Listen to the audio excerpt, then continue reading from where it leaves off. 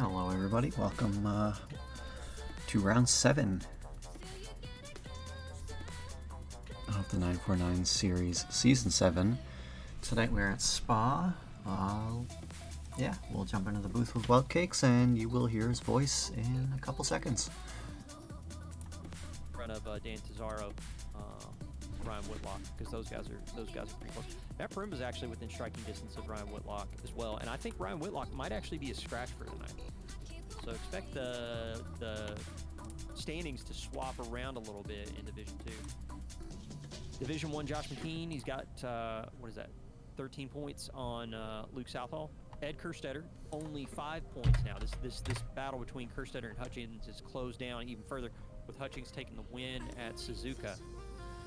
Ed's going to try and bounce back. Porsche's not strong at Spa, but maximizing your points gain is going to be critical going into the finale at Kailami.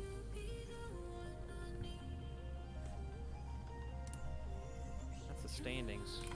Hey, Wild Cakes. Mr. Reed Aldred, let me unmute you, Reed. How you doing? I am doing pretty good. How about yourself? Not too bad, man. Kind of trying to figure out what's up with these server issues I was getting like right before we went live with the stream. It was so weird. Hoping it's not a hoping it's just an isolated thing and it's not going to be something that affects like my ability to like cast server 1. We'll just have to wait and see. Hey Gingy, how are you doing tonight? You ready? Switch back over to the talk screen. How are you doing tonight, sir? Did I lose you? What was that, sorry? I was asking how's your night going so far? It's going alright. Ready to enjoy some racing at Spa. Absolutely. You've also got some commentary you're going to have to do after the stream tonight, right? Yes, sir. I'm going to be doing the GT4 for Trackalicious as well. Fantastic, dude. Super excited to see that. I'm going to tune into that after the race and watch. So one thing we should do, and you should remind me of this, when we get to the end of the race, we should get server 2 interviews out of the way, or if it's like too late or anything and you need to bounce, I can handle the server 2 interviews. Either way, but if you want to do the interviews, let's make sure that it's priority and you can get it. We can get that when the race is over for both splits. We will definitely see how the night goes and go from there. Yeah. So we're at the 10-second mark on the servers are about to launch. So they're going to have a little bit of spin-up time before free practice pops. In the meantime, we're just going to sit here and chat and hang out.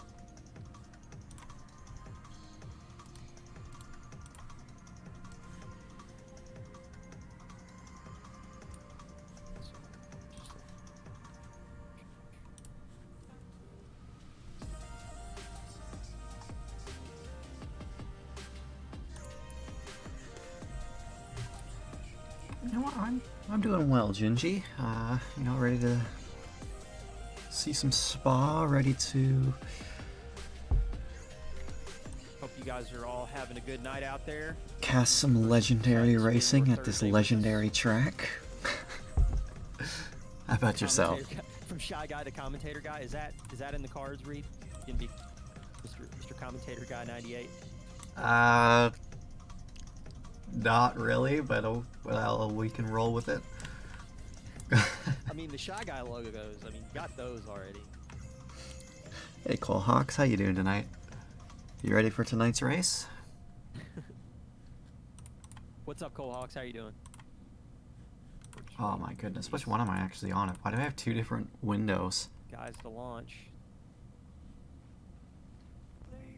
Okay, one's my actual. Okay.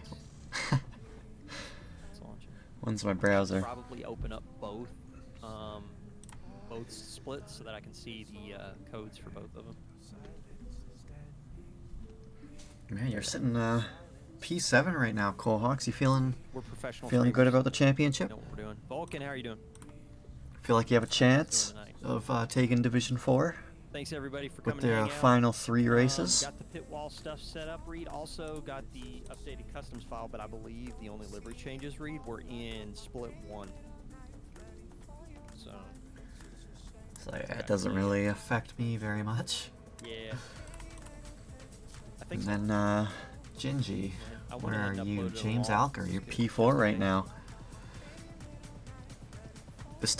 You can still catch up, especially if Sam Is he a Ramsbottom boomer? has Is he a boomer alert? like Is that what a you bad call it? race or something.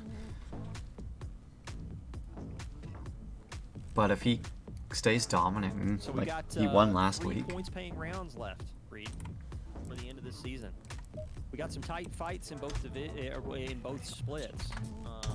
I think the only division right now that has a bit of a healthy gap between P1, P2 is Division 4, the gap between Kenny Smith and Carlos Guzman. But everybody else, I think, is inside kind of like 20 points of striking distance. It's going to be interesting to see how this all plays out. Is there anyone in particular in Server 2 that you got your eye on?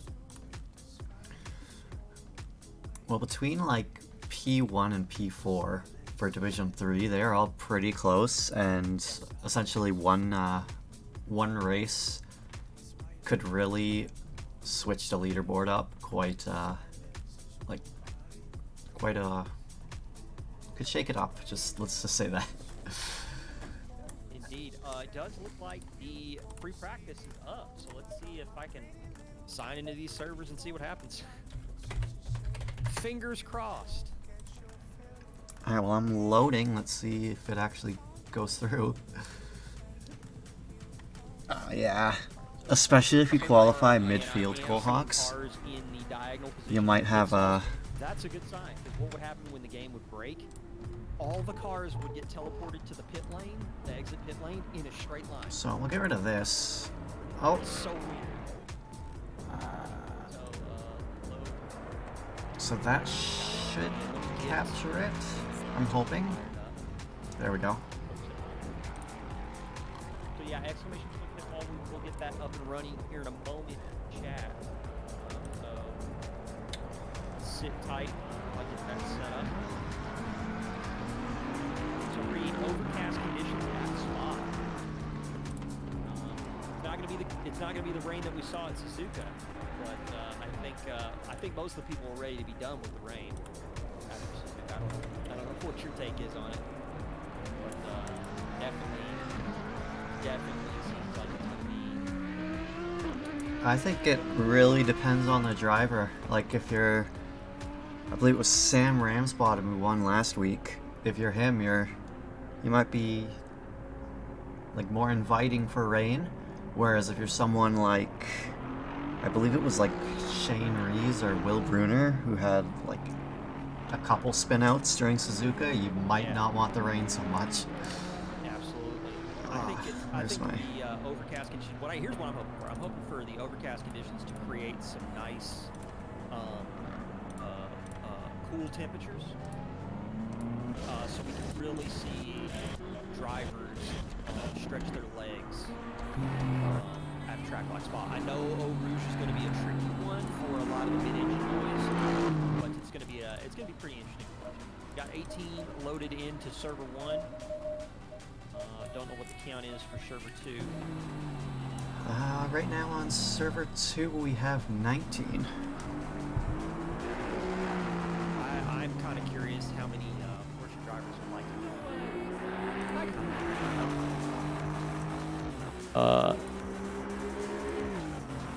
Hopefully it that's would not be too interesting loud. to find out. But that said, I'm hoping to see if we can get some good participation tonight for the next to last week in the series. And it's been a really good season so far, Reed. I don't know what your take is on it, but I feel like the combination of tracks, I also feel like this is the second time we've really gotten almost a full season distance with the 4 categories, the way that we're doing them. And I really feel like this season in particular is pretty strong. I feel like with the 4 categories, it's been a pretty strong experience. What's your take on season 7 so far? Well, it's been my take on is it's been a pretty good season. There's been a lot of close action, a lot of great racing, and yeah, there's great track selection as well. So Grady, 2385, man, what advice can you give to a noob that is having problems with Porsches? Don't drive the Porsche. On setup. Okay. The thing about the thing about the Porsche is you kind of have to commit to the pain, right? Like you're gonna struggle with it because you picked a car that is like yeah, car's got the point right there that I was aiming for. You're just gonna have to put time in the car. Like, don't focus so much on what you're doing to make the car faster. Focus more on what are you doing to the car to make it to make you consistent. Like, what are you doing to your approach to be more consistent? Like, I would almost say start off with like default aggressive and figure out how to drive that before you ever touch a damper or aero or anything. Just get used to how the car feels, because if you aren't used to how the car feels and you start flipping switches and dials and stuff like that, you're just gonna be chasing your tail. What about you, Reed? What's your read on the oh wow, that was a bad pun. What's your analysis on the cars you've been driving here recently? Have you been focusing more on consistency or setup work? I feel like a bit of both. You need to make your setup consistent. Otherwise, you know, what's the point? You may have a few good laps, but if you're not consistent, you're spinning a lot and spinning or getting in accidents or stuff like that. That setup work's not going to do a whole lot for you. Yeah. What I would say then for Grady, cheap. Grady said he's been working with the Porsche for a couple months now, is I would definitely, you want me to tell you, Grady, what would probably be something you should look at for sure? Exclamation point coach and chat, Cardo Racing School. We're officially partnered with Cardo Huesca, who is number 6 in the Audi on track. He's got a good Discord community and a bunch of guys that race in 949 and other leagues hang out in there and share information. And he does also do one-on-one coaching, and his rates are actually really pretty good. The thing that I would say when approaching setups, and Reed, feel free to jump in with any points you got, is to always focus on changing one thing at a time. I tend to go the route of mechanical grip first. Like, I tend to focus on tire pressures. I tend to focus on spring stiffness, ARB. Those are the two things I focus on. Aero balance, like, I try to get around like whatever's a good aero balance characteristic that I see other people using in setups, and then from then on I just basically focus on mechanical grip. What sort of things do you tackle when you look at setups? It really depends. Like, it's pretty track dependent for me. Like, if it's something like Spa where there's a bunch of areas where you can flat out, you may want to have a lower a setup with like lower drag so you get that higher top speed. Whereas like a twisty track like Zolder or something like that, where there's not many straights, or like not many big straights, let's say, so you won't really gain too much time, or at least I won't, and that would be more mechanical grip and such like that. Indeed, I think that approaching it from the perspective of like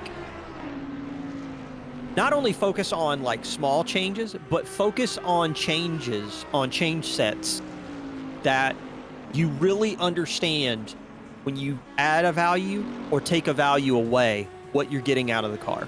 Kind of what Detox is talking about. You want to figure out what you want the car to do. I would almost change that a little bit. So figuring out what you want the car to do is great, but then understanding from like one set of values, if I add or I subtract, what am I expecting the car to do? Is it going to start oversteering? Is it going to start understeering? Am I going to have like faster, am I going to have faster top speed, lower top speed? Am I going to have more turn in, less turn in? Those are the kinds of things that you want to understand about the things that you're changing in the car before you start trying to solve the setup.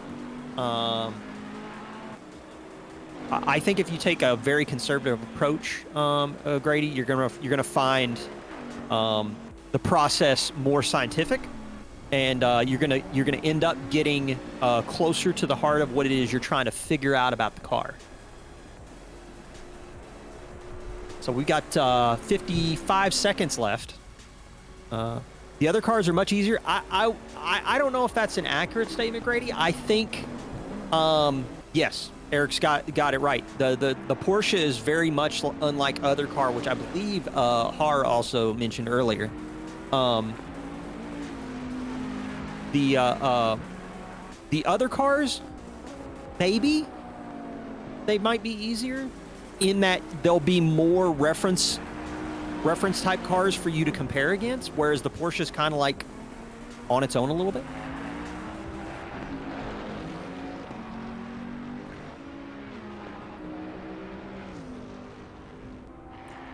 The Porsche is just kind of one of those cars where it is like very hard to drive and get the hang of, but once you get past that stage, once you get past the stage of like the big learning curve, you'll probably be one of the fastest tracks or cars on track for the most part. Indeed. It's just getting through that learning process and getting through that curve, getting and nailing those setups just right. Then I picked the car right then, the right car then. Yeah, I mean, again, it's kind of like all, yeah, everyone's using the BMW. Yeah, you're not wrong there. And the Lambo, yeah, Lambo's pretty strong. Lambo's pretty strong right now. What's your take on that, Reed? The Lambo being kind of like strengthened in the current patch. It's just the balance of performance right now. Grady is kind of benefiting those cars, as in like the Beamer doesn't have one. Lambo seems like it just has strong BOP right now. Does that track with what you're kind of seeing? I'm not 100% sure. I don't actually believe we have any Lambos in Split 2. And then post 1.8, I haven't really driven it. But I just know it's going into open lobbies and looking at other leagues, there's a lot more, like you see a lot more Lambos than normal.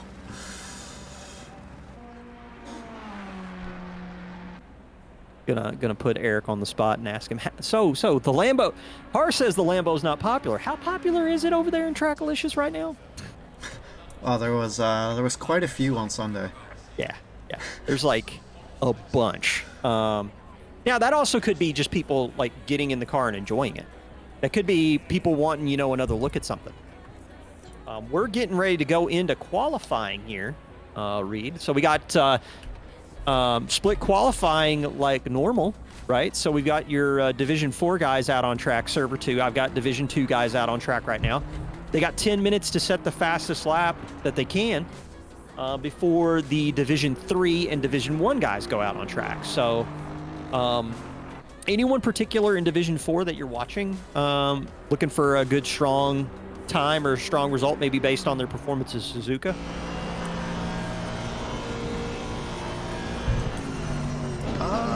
I would say the driver I'm looking at for today is Kenneth Smith. He is currently leading the Division 4 championship and really nailing this qualifying. It could be interesting, especially if he ends up midfield, because, Spa is taking Eau Rouge and Radion lap 1 can be pretty dangerous sometimes. Absolutely. Qualifying here, I think, is going to be critical with that potential for collision. And I'm hoping that most of the drivers just kind of like take a very cautious approach to Eau Rouge and Radion. I'm thinking of it more like kind of like how we had people approaching the wet at Suzuka, or people approaching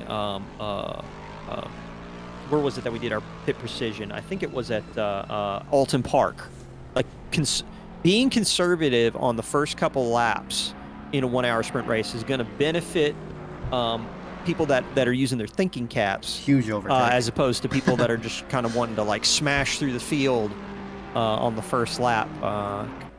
Because it could really end in tears. Radion being that blind left-hand corner before the Kimmel Straight. If things kind of go sideways there, it could definitely end in tears and put you down in the points. Looking at Peter Greaves right now, Homeschool Racer on Twitch. Be sure and check him out. He's in the 555 for Protocharge Sim Sport. Heading down the Kimmel Straight right now. Thanks for the follow. And we got a Kyle. So in Division 2, Reed, I think the person that I'm looking at right now, I'm really looking to see what Luke Aziz has got. Can he continue to put the hard charge against Sean Piner and maybe close this gap down a little bit more? Early on in the season, Sean Piner was really running away with it. The win at Suzuka in Division 2, I think, has given Luca a new lease on life in this championship with 3 points paying races left.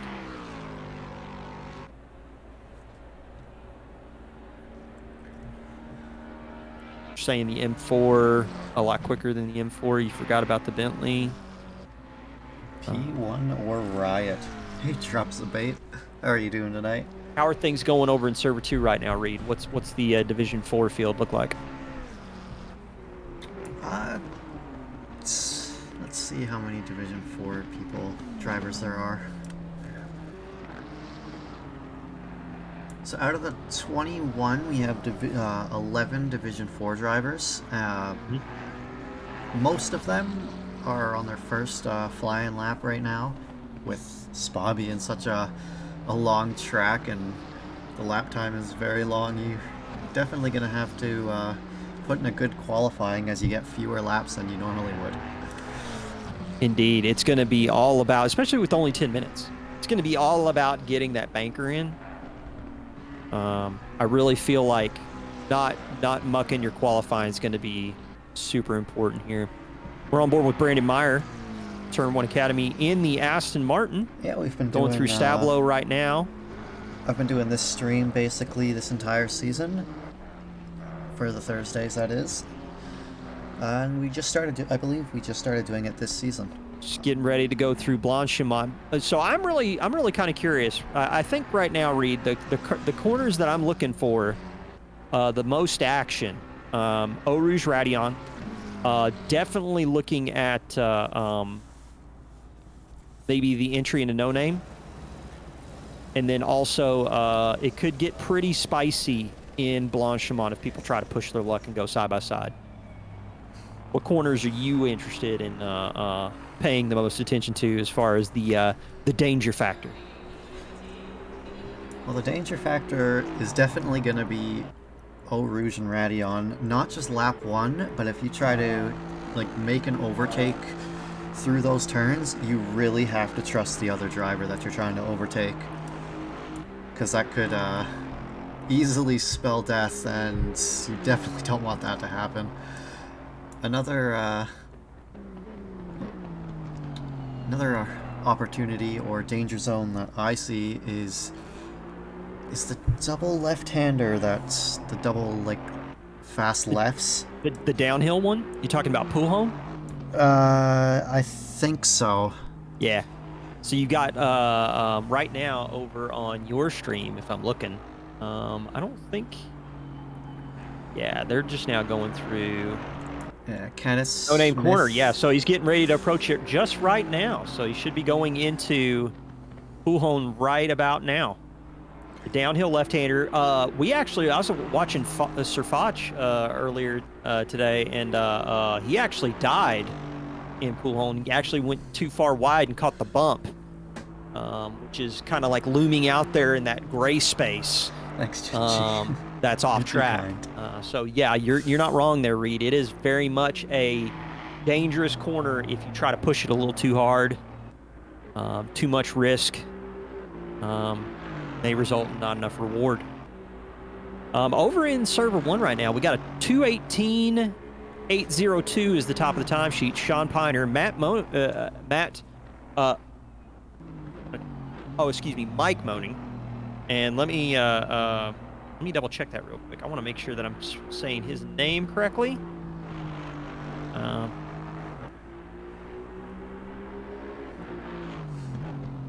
It is pronounced Menning. So Matt Menning in the 81. Second on the timesheets, 1.18 seconds back, because Piner actually just set a 2:18.455. What's it look like in Division 4 right now? Well, top of the charts for Division 4 is Kenneth Smith with a 2:20.510, and the next closest competitor is Jay Raleigh, who is just over 2 seconds behind. And as I say that, Tyler Kozlowskis is now 1.2 seconds behind.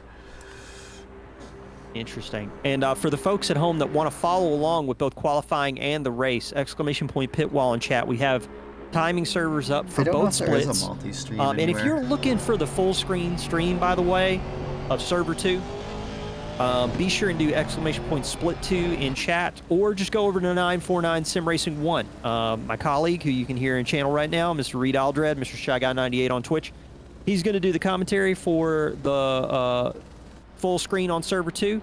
And if you hang around after the race, you can jump on over to Trackalicious and listen to the sweet notes of Mr. Shy Guy 98 as he commentates over the first race. I believe it's going to be Kyalami in the GT4s. Is that correct, Reed? Yep. It is a doubleheader at Kyalami for the qualifying race. Vertex saying thank you so much for the subscription. 7 months, man. That's wonderful. Thank you so much for the support. Oh no. Really appreciate it. I was talking It definitely to Weld. means a lot. Let me turn on my alerts. I just realized they are not on. Or wait a minute, are they on? They are on. I don't know why they didn't show up. Sorry about that, Vertex. Ick Lettuce? Hedda. Thanks for the follow. Hedda Ringsetter, how's it today? going? Coming in here to root for your turn 1 compatriots. We're doing good today. This is round 7 of the 949 GT Sprint Series at Spa. Sean Piner right now in Division 2 on top of the timesheets with the 2:18.455, which is a pretty solid time. And Matt Menning is closing the gap down to 0.6. Luca Ziege looming in the background, 0.8 back.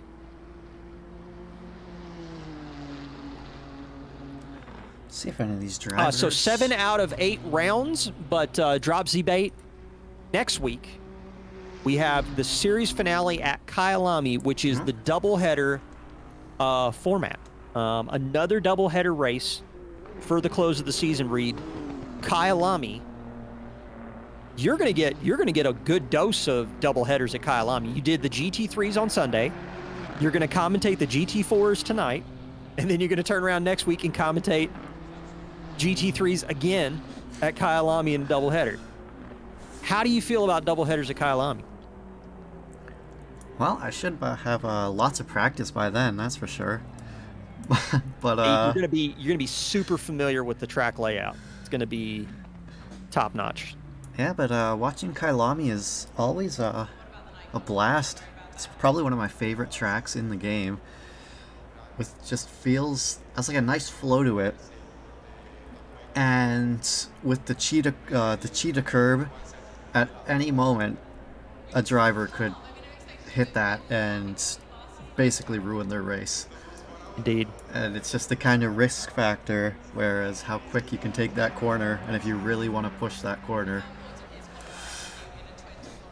Indeed. We do have some some Division 2 drivers that are finishing out their lap. We are in inside the final 10 minutes. So the Division 1 guys are going to be out on track in Server 1. The Division 3 guys are going to be out on track in Server 2. And now we're going to see how this qualification is going to conclude. Vertex, there's your alert. Yeah, no idea why it's showing up now. Death sausage. Thanks for the subscription. The cheetah Again, sausage. Kind sir. The curve Appreciate of death it. at Kyalami. World Rally family, how are you doing tonight? Mr. Nathaniel Tragic, everybody. Notorious Be sure and sausage. go check out World Rally family if you're looking for the positive Dirt Rally 2 experience. Well, actually, he's been doing some AMS2. I actually saw you in there earlier, Nate. Good streamer. Been following him for a long time.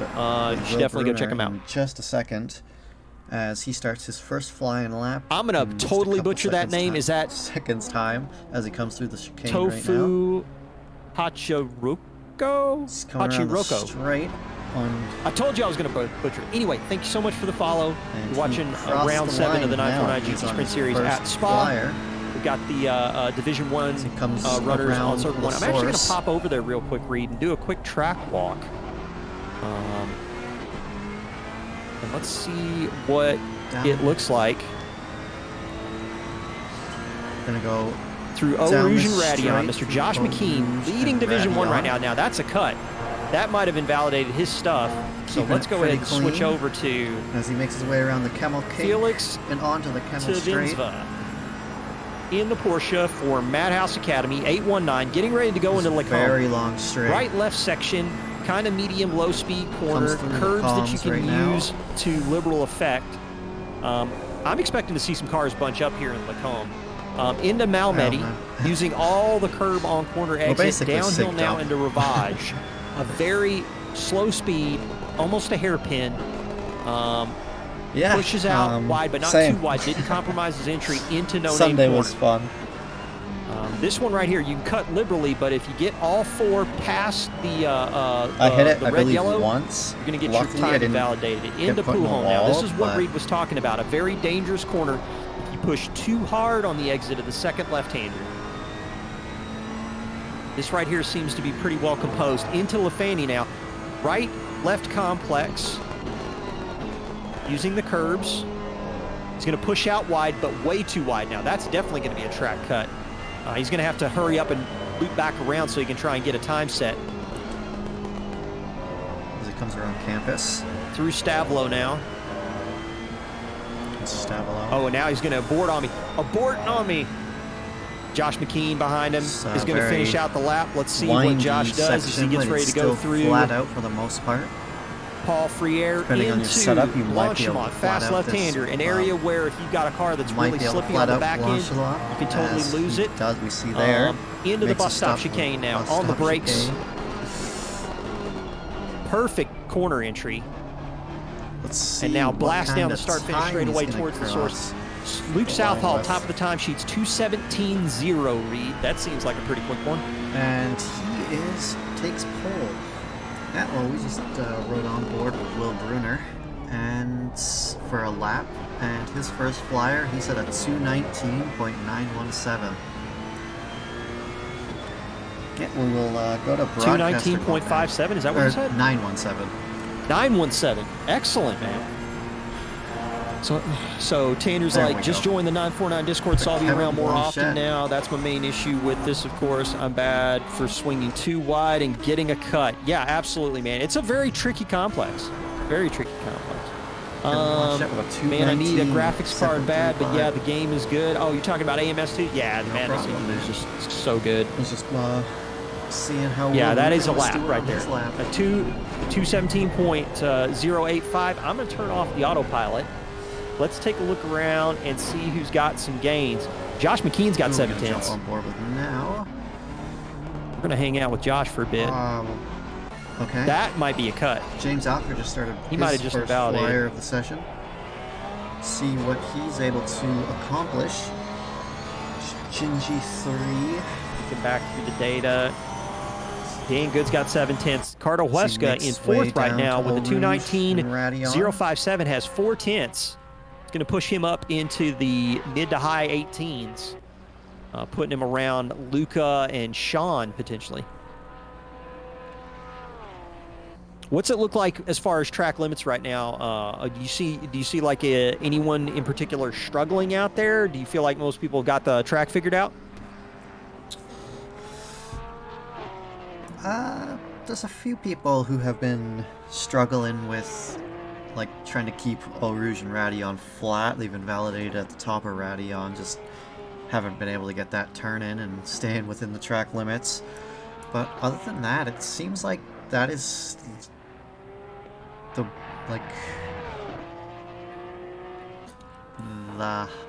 main sorry, the main corner where most of the cuts have happened so far. Gotcha. So we got Salamoni Wow, that was hits us terrible. with a follow. Thank you so much for the support. Watching round 7 of the 949 GT Sprint Series. Yeah. It does look like Josh Kenneth McKean Smith, did and he's validate leading and put a the- 2:18.357 to leading go the second Division fastest. Carlo 4 Huesca slots championship in as well. third. And that's Felix just gonna- Tavinsva slots in 5th. Ryan Walker's got 5/10. Ryan Walker's That's been having gonna some connection help him. issues to the SRGP servers. But look at that beautiful 887 Audi livery from But the the Picasso thing is, of Canada.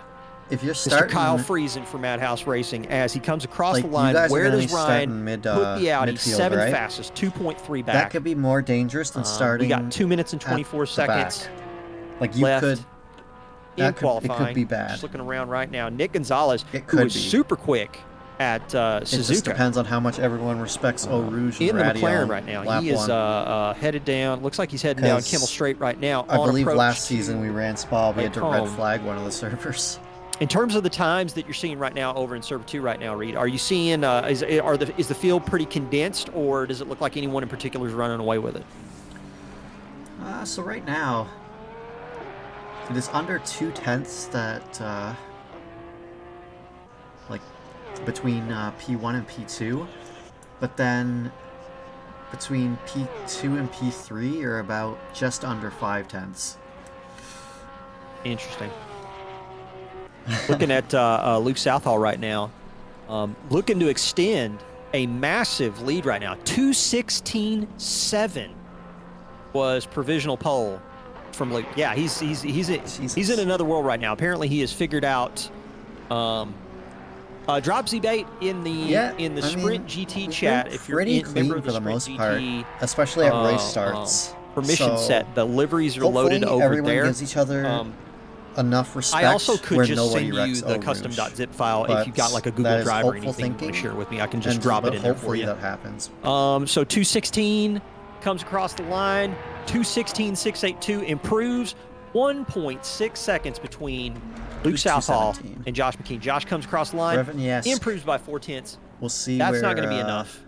Cardo where Huesca, he- same deal. He goes I a think little Luke's wide just there. in I another think he world kept right it, now. kept it Joseph clean. Kostovich has got a 10th as he comes across the But line. these drivers are going to be starting their 12 last, fastest, the final laps. 2.860 back from provisional pole.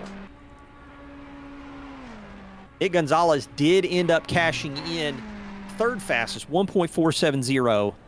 Yeah, 2:16.8 is, or 2:16.6 is insane. Shane Yeah, it was a 16.8. Rees He improved it to a 16.6. currently sitting Luke's at driving a rocket P6. ship. Where is he on the track? 950. Watching a little bit of the Server Is he in 2 the action, pits? corner of my No. eye. Yeah, he's in the pits. His qualifying's finished. As well with Seeing James Justin Moffitt Alker. finishing his lap out for Crazy Rabbits in the that Bentley. Seems like those are the Crazy only Rabbits two has actually silver. had a really Oh, dominant Ray Lowe. season so far. He just finished. Or they Reed. just I mean, we've finished. got Sean dominating Division 2 right now. By the way, we're in max wait time. Flying laps do count in Server 1. Don't know if that's the case in Server 2. So it looks like 14. Yeah, we're at max wait time. It looks like we have about 3 drivers left. Going to be finishing their final laps. So my point with Crazy Rabbits, we got Sean Piner, Division 2. He's in the lead. Gingy is actually starting to gain, I think, on who is it that's in Chris PK. By the way, is Chris PK a scratch tonight? I didn't know if he was gonna be able to make it to the race or not. Yeah, it looks like he is a scratch tonight. I do not see him in the server right now. That is big, leaving some points on the table. That is going to be, that's a bold move. This is definitely one of the seasons right now where we have got some super close fights. By the way, I don't know if you're still in here, Detox. I didn't answer your question about the championship order right now. I believe Yes, you're actually P7. in the, Kevin Blanchette takes the provisional Sim Racing pole, GP and he is the community. final You can definitely check out the driver to standings cross for the line with a both valid lap. on So our able Sim to Racing improve GP at community site. 2:19.2, You can just break into the log into 2:18s. SRGP. He was unable to improve. Qualifying but it doesn't is matter over, and Luke as Southall does your take pole Kevin in Blanchette Server 1. takes pole. What's it look like over in Server 2 as far as pole position? Oh, I can see it right now. Blanchette Yeah, Kevin Blanchett, or Blanchett, however you pronounce it. Ooh, takes... Lexus on top. Yeah. Ooh. You're loving it. Yep. Yup. Who's your Division 2 pole setter? So that would be Sean Piner. Sean Piner right now has in Simple pocket Zach, how are you doing? 5/10 almost on Luca Ziege. So we got Piner, Justin Ziege, Moffat didn't and get the Menning best quality. as your top 3 in Division 2. Division 1, we got Southall, McKean, and Gonzalez. We got a proto-charged SimSport lockout in the top 3. And then Cardo Huesca putting the CRS Audi on P4. It is going to be an interesting, but here's the thing. Here's a storyline, folks, you need to definitely tune into. Everybody says the Porsche's weak at Spa. P5, 6, and 7, all Porsches.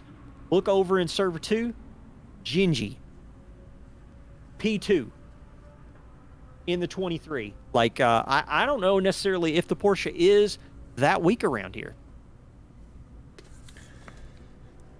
I think it just depends.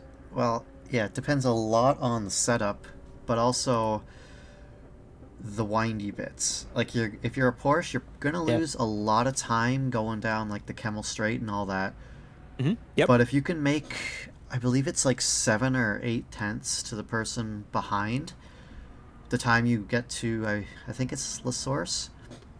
Yeah. I think you will retain the lead, or like stay in front of them throughout the Kemmel Straight and into the Combs. Let's actually pull up. I'm gonna pull up Racing Circuit info, which is where which if anybody is looking for track maps, this is usually where I go to get information about track maps for me. So if I pull up Spa and take a look real quick, and we'll switch over to the main screen so you guys, or the browser screen, so you guys can see kind of what I'm talking about. Like if you take a look at the layout for Spa, you're going to notice it's basically 2 tracks that have been glued together. You've got a power circuit in Sector 1, but if you think about Sector 3 coming before Sector 1, if you're finishing like your second lap and beyond, from Sector 3 and Sector 1, it's a very powerful circuit in terms of straight line speed. You can take a look right now out of the exit of Stavlo down here in the bottom right corner of your screen. Actually, I wonder if I can make this bigger. I'm not sure. There we go. So if you look at Stavlo here on the exit, this is basically Sector 3 right here. And you got Paul Freire into Blanchimont, the bus stop chicane, La Source. So if you take the chicane and La Source into the equation, those are the only complex Crazy Rabbits fan. turn complexes that really cause you to slow down significantly. And then you basically have Paul Freire, Blanchimont, Eau Rouge, and the Kemmel Straight are just straight up top speed. Top speed is what wins. And then you got Sector 2 beginning. Well, actually, the end of Sector 1 is Lake Home. But from Lake Home all the way down to Campos, you've got a very technical section where a car like the Porsche could actually be pretty strong. I don't really so use I'm just interested to see that the Porsches are actually having a pretty decent advantage out here. Detox says he expects the Porsches to be lightning quick off the line. That's going to be interesting to watch. So we got max wait time happening right here, Reed. I don't know if you want to go do your rundown with your folks over in Server 2. I can get started with mine in Server 1. If I don't talk to you again before the end of your race, sir, I hope you have a good broadcast. You too. Yeah, depending on how the timing goes, we will catch up with you afterwards. Fantastic, sir. Have a good race, man. You too. All right. All right, ladies and gentlemen. Welcome to round 7 of season 7 at Spa. This is the second last week of this season and the final sprint race of the season. This is the last 60-minute race of this season. Pretty wild. It seems like we just started this season not too long ago. But if you're unfamiliar with the rules and you are new here, you see how on the left side of your screen you see your favorite driver, and next to their name you see a little yellow box with a 1 inside of it. That means they are required to take 1 mandatory pit stop before the checkered flag. Now, what does this pit stop contain? Every pit stop is mandatory to take tires. So there's going to be really no splash and dashes or anything like that. But tires are a must. Once your favorite driver completes their pit stop with the requirements needed, that check mark, or that 1 is yellow box with a 1 inside it, sorry. That is going to turn into a green box, which means they are good to go to the green, or to the checkered flag. Anyways, we will do the grid countdown before we get started in this opening lap, and before we get underway in this final sprint race of the season. So, taking pole position is Kevin Blanchette in the number 14 Lexus. Alongside him, James Alker, along with some of the Crazy Rabbits guys, Crazy Rabbits Racing. In 3 and 4, we got Ray Lowe and Will Bruner. And P5, we got Sam Ramsbottom, currently leading the championship, but P5 is probably not where he wanted to start this race. P6 and your Division 4 leader, Division 4 pole setter, is Kenneth Smith. He is currently leading the Division 4 championship, and to some it's not a surprise that he is taking pole for the Division 4 drivers. P7, you got Brevin Yesk with Arcane Simsport 2021 Ferrari. Alongside of Shane Rees. Shane Rees is, I believe, he's second in the championship right now, and he's definitely not where you'd expect. In 9 and 10, we got Patrick McNichol alongside Justin Beachley, who is P2 in Division 4. Kemal Kostozovic, P11. Jonas Piritsu in P12. Jay Rowley, P13. Tyler Kozlowskis in P14.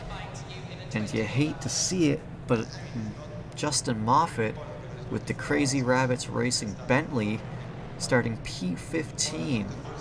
Now that is not where you expect him to start, especially with him being a Division 3 driver.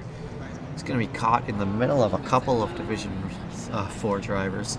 Hopefully it doesn't impact his race. Right behind him is Kyle Sisko in the 444 Turn 1 Sport Lexus. You got Joe Quinn Cura, Mason Burt, Dark Asylum, Daniel Reyes, and Luis Figueroa Sr. rounding out the 21 car grid.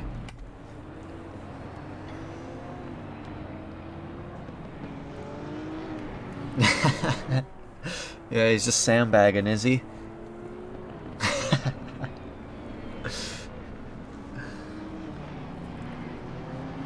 Now, I don't know if you guys are ready, but I'm ready for a very clean Eau Rouge and Radeon. Hopefully, we get that. I'm just hoping. Because Spa is either hit and a miss.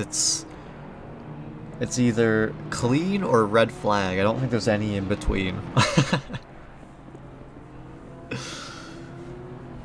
Got an optimum track, 21 degree ambient and 21 degrees on the track. Looks like for the opening stages of this race, it's going to be overcast, no rain, but some drivers are going to be thankful that it's not raining, or at least raining yet. And also, just a quick mention, I believe the time is set at 2x, meaning that the time is going to move at 2 times the speed. It's pretty self-explanatory, but you know what? Might need that explanation, and that's why I gave it to you if you needed it. So every minute is going to be 30 seconds instead of 60 seconds. But that is only the in-game time. The 1 hour is still going to be only... It's going to go down second by second, and this race is going to last an hour. As we get into the evening stages over here in... I believe it's Belgium? Is that where Spa is? I don't think it's in Germany. I think it's Belgium. I could be wrong.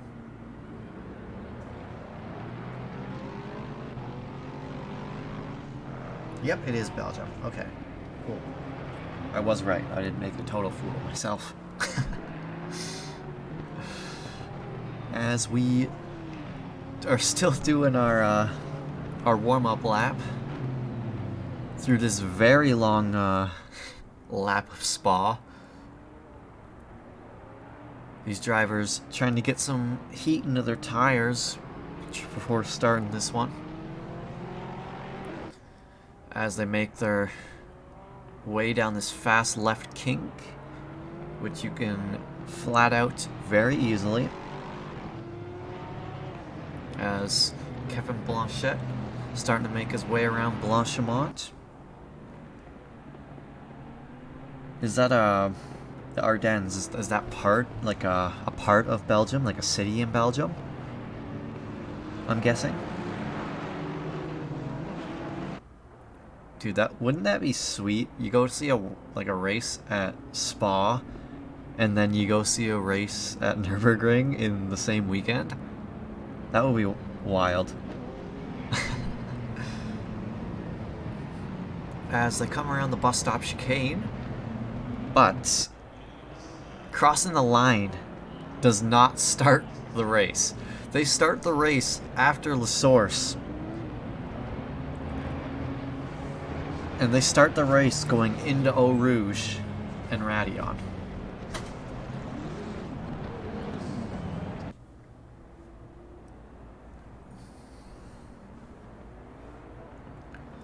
So we'll keep the broadcast app off autopilot for the opening stages of this race, as we want to see all the action that goes down through Eau Rouge and Raidillon lap 1. And hopefully there isn't too much action, and hopefully we have a relatively clean race. You would hate to see the final sprint race of the season end up just someone getting dumped and ruining their race before the race even starts. As the race is now green, as these drivers are going to make their way through Eau Rouge and Raidillon, Gingy, James Alker, gets a good start, and it is relatively clean throughout Eau Rouge. It doesn't look like there's any yellow. Some people may have had to take a track cut, but they may have slowed down enough, and that is a miracle, but everyone survived Eau Rouge and Raidillon. You love to see it. As they make their way down the Kemmel Straight to Lacombe, side by side, Kevin Blanchette and James Alker, as Kevin Blanchette quickly gains his lead back from James Alker, who got a lightning start. So right now, your top 5, Kevin Blanchette, James Alker, Ray Lowe, Will Bruner, and Sam Ramsbottom. And your top 5 for Division 4, Kenneth Smith, Justin Beachley, Jay Rowley, John Espiritu, and Tyler Kozlowskis. Well, the field is very close in these opening stages. You see a couple cars in the distance going a little wide, but you can go very wide in that corner. You can take a lot of these curbs, like, really wide without getting a track cut. As it looks like Kevin Blanchette is starting to build a bit of a gap towards him and James Alker behind. And indeed, it was a very good start. I don't think there has been any yellow yet. And we are basically halfway through the lap. Just over halfway through the lap. And the pit window is open, which means that the drivers can pit any time between now and 56:50, which is basically the entire race. So there's no real pit window, which, you know, can add some spice to the pit strategy. As Kevin Blanchette, oh, Gingy missed the braking point, it seems, or lost it. He had to cut it short. Luckily, he was able to stop the car in time and not take out Kevin Blanchette in the process. That could have been bad, as that gives a little bit of a gap to Kevin Blanchette and James Alker, as James Alker is now under threat by Will Bruner, Sam Ramsbottom, Ray Lowe, and basically the rest of the field. Oh, it looks like there may have been some action between Patrick McNichol and Kemel Kostadzovic as they drop. Nope, they're just pitting very early. They want to get their pit stop out of the race early. And maybe they just want to get out of traffic. But being Spa, the pit stop, like the pit, is massive. You are in there for a solid, like, couple minutes. Like, and that includes your pit stop. Easily one of the longest pits in motorsport, I would think. As Kevin Blanchette has built himself a little bit of a gap to James Alker behind. But James Alker, ooh, and there's yellow for this number 7 car of Daniel Reyes. As Kemel Kostadzovic and Patrick McNichol have yet to stop. Oh my. So, I will quickly turn on the autopilot, and we will see how this race unfolds.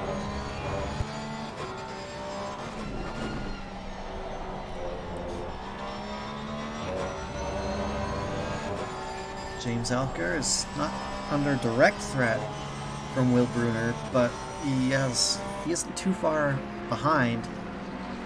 With this very fast part of the track, James Alker might lose some time with the low top speed of the Porsche.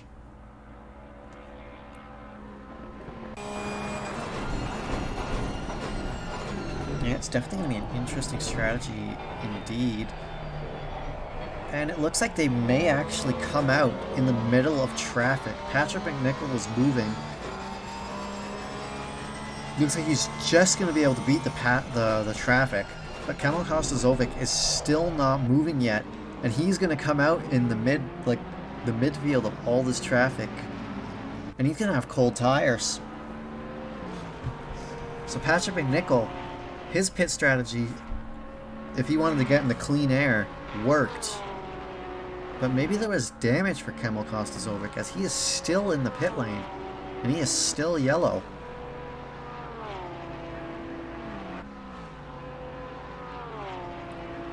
Yeah, it's definitely going to be an interesting strategy from these drivers.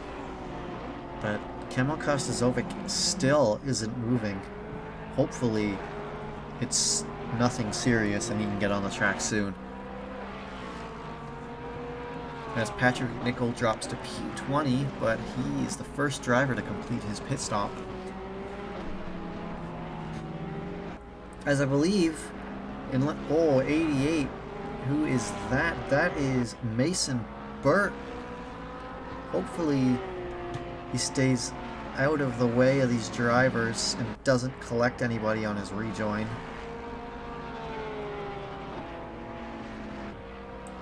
Yeah, there has to be a problem, I would think. I didn't see anything like any yellow, so you don't think he would suffer that much damage. It's like he's moving. He must have suffered damage or something, because he's green now and he's back on track. I wonder what happened there. Anyways, as these drivers starting to build a bit of a gap. Kenneth Smith has a pretty healthy lead on Jay Rowley behind him. Kenneth Smith leading the Division 4 drivers right now, and he is leading the championship. Still early stages of the race, but this race, if he wins this race for the Division 4, he could be off to a very good start for the end of this championship, as Justin Beachley and Jay Rally are going at it, go side by side through the bus stop chicane. And looks like Jay Rally is able to stay ahead, or come out ahead, depending where he was. But if you're Kenneth Smith, you're thinking, yeah, if you're seeing this battle behind, you know these drivers are going to be slowing each other up. And that's given more of a gap to Kenneth Smith, as he has about 3.5 seconds, it looks like, to the driver behind.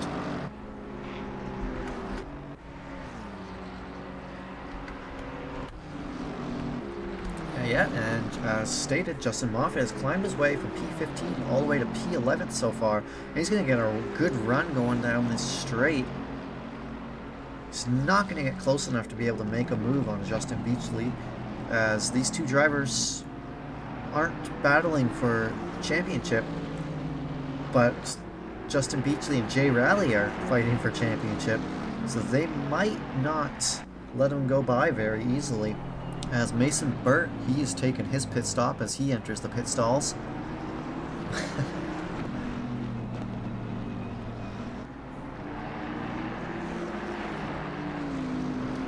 And let's see if we can find some close battles on track.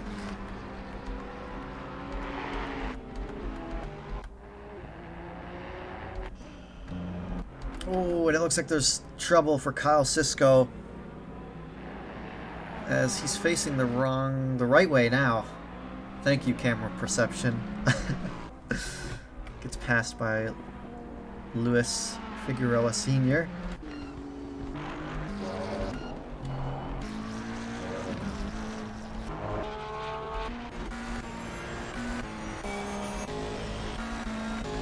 Ooh, as Justin Beachley and Justin Moffat, it seems like they both went wide there.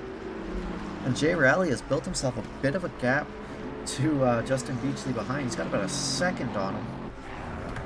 Let's see. We'll bring into this tally right here of this chart.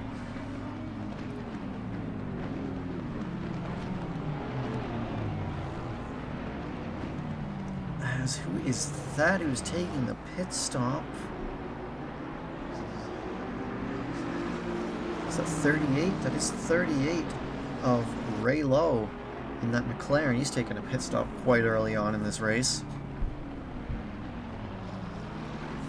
As Justin Moffat is still sitting behind Justin Beachley. With these early pit stops, he has already managed to climb his way up into the top 10 after a very unfortunate qualifying session. Now, a thing to watch is, within this hour, you only get 4 track limits warnings, and a lot of those warnings can come through Eau Rouge and Radeon. If you can't get the car turned enough, you will definitely take a track cut, and with it being the fastest part of the track, you might not want to let off.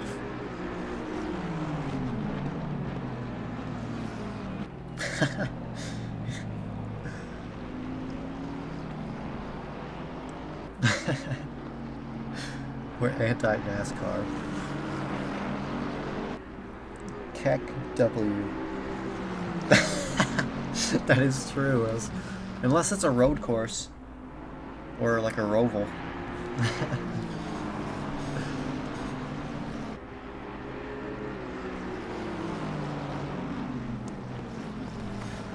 Justin Beachley is still under fire from Moffat has not been... he hasn't been overly aggressive, but he needs to make up these positions.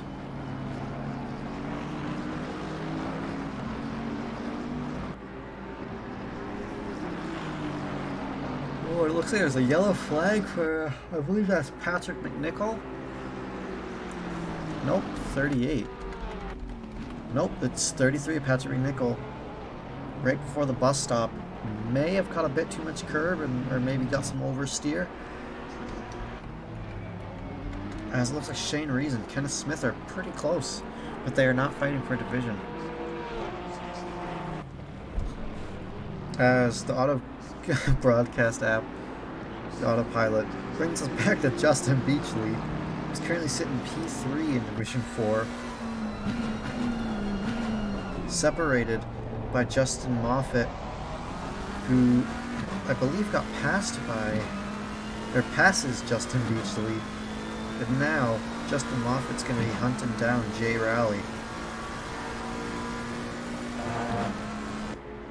Oh man, I haven't had a Twinkie in years. Just pure, like, fat and sugar. And they are amazing, but not amazing for you.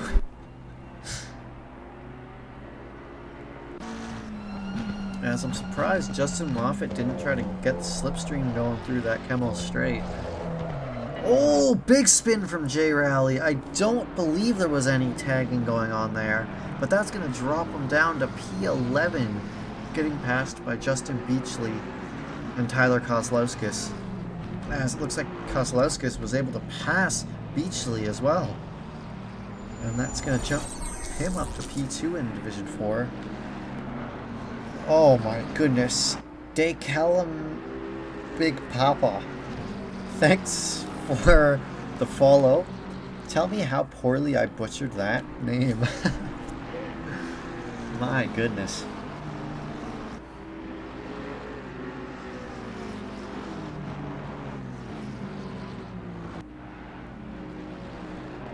Nah, NASCAR, you need a beer in your hand. You need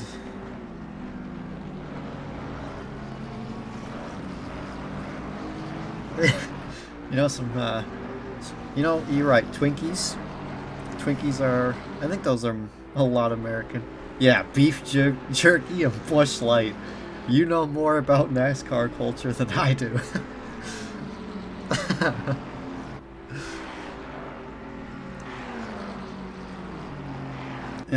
They call me Papa. That is a lot easier to pronounce, so I will just call you Papa. Thank you for that. They call me Big Papa. Jesus Christ.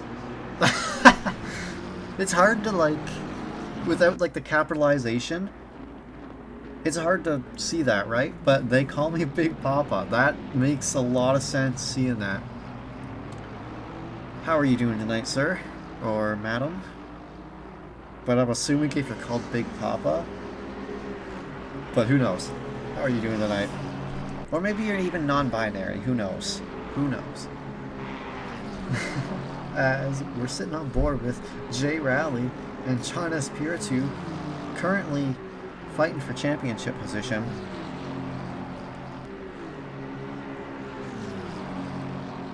As with the slipstream, this Jay Rowley, John Espiritu doesn't get a good enough run off the slipstream there, as Jay Rowley gets a little loose at Lake Holmes again. Seems like this is his kryptonite.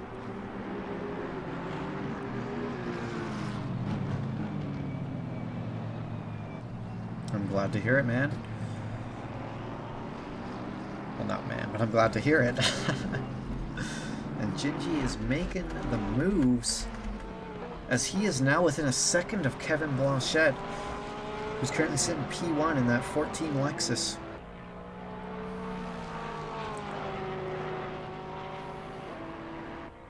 Still just over half a second differentiating these drivers. But that's where Gingy needs to make up most of his time, is in that Sector 2, that windy area. As if I do recall, the Lexus in 1.8 has a pretty good top speed. Oh, it looks like Kevin Blanchette goes wide in the middle of that observation, and Alker is able to make a move, and they are now, it seems like they're basically side by side, but James Alker has the inside line going into La Source. And he's able to take the lead going through La Source. I wonder if that was just like a missed braking point from Kevin Blanchette. And that is going to cost him. That's sending James Alker in the first place. And Sam Ramsbottom currently sitting P4.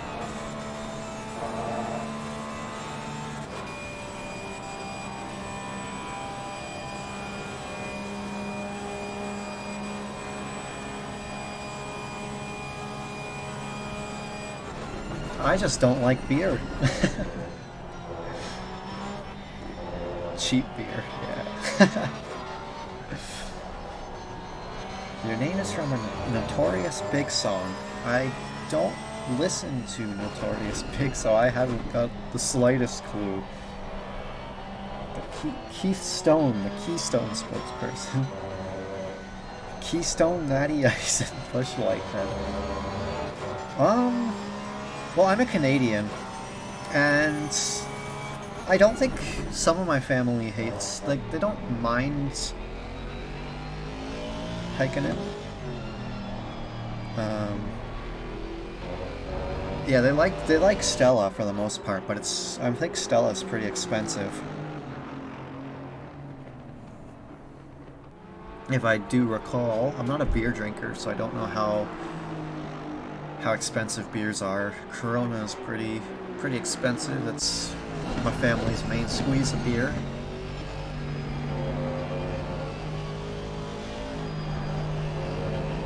Fair enough. Drops a bait, dropping some logic, dropping some budget tips. As Kenneth Smith is now approaching Patrick McNichol as a back marker. They are in a different division, but Patrick McNichol might want to let him by if he feels like Kenneth Smith has the pace.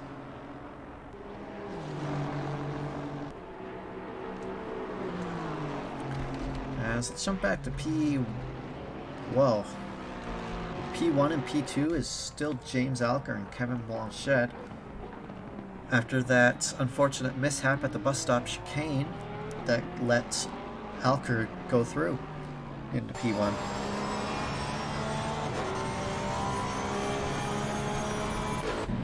Got Dark Asylum in the pits.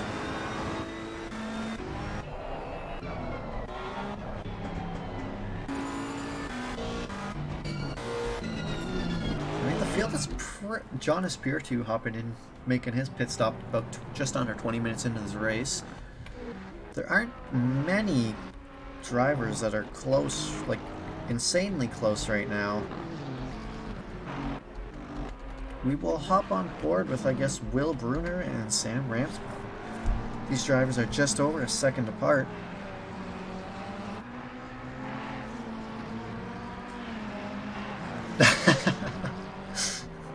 Well, good to know.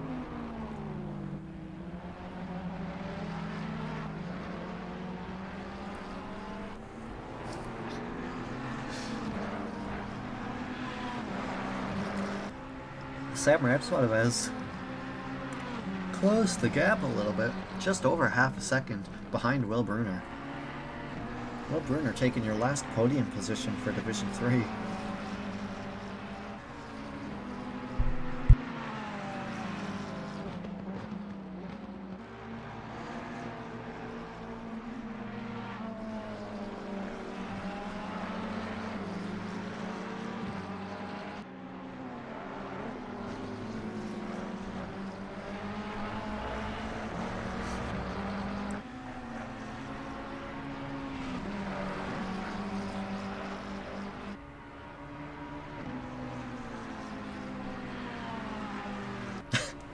This conversation is took a turn that I am not experienced in.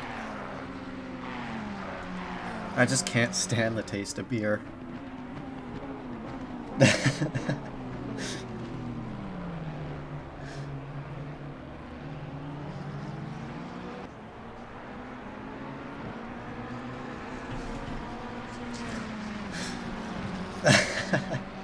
That is a very interesting name.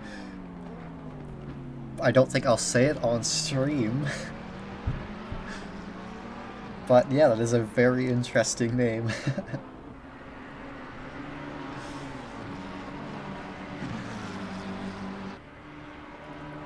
So it looks like P8 and P18, Justin Beachley and and Tyler Kozlowski. So it looks like they are pretty close to one another.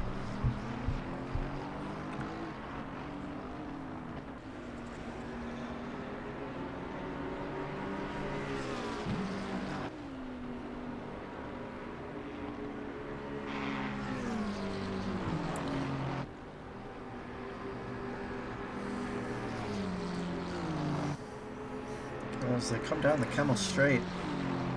Justin Beachley might be able to get a little closer through this straight with the help of Slipstream. Doesn't seem like he's able to get too close. With the top speed of the McLaren can be pretty high, whereas you get that little bit of turbo lag with the Aston Martin.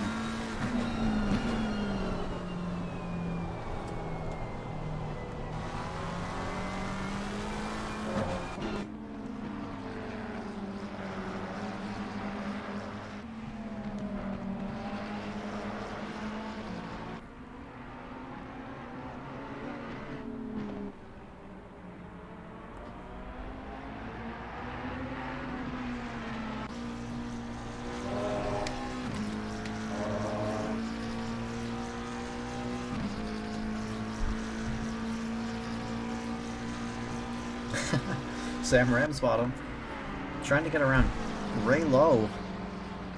Oh, do they touch maybe? Oh, and Sam Ramsbottom goes wide, touches the wall as Ray Lowe gets sent into the wall. You hate to see it. But you're hoping at one point in time... Oh no. Did Brevin Yes get caught?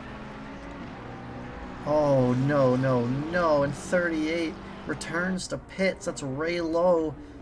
And it looks like that is going to be the end of his race. Oh no, you hate to see it. I want to see what happened there. Oh no. Fortunately for Sam Ramsbottom, he only touched, like, he slightly tapped the wall, but the McLaren is pretty sensitive to any kind of damage. Oh no, he's gonna be furious about that one. As James Alker has built himself a little bit of a gap to Kevin Blanchette in that 23 Crazy Rabbits Racing Porsche. But these two front runners have built themselves a big gap to P3, which is about 9 seconds behind P2 and 10 seconds behind P1. As Porsche and Lexus are doing work right now at Spa.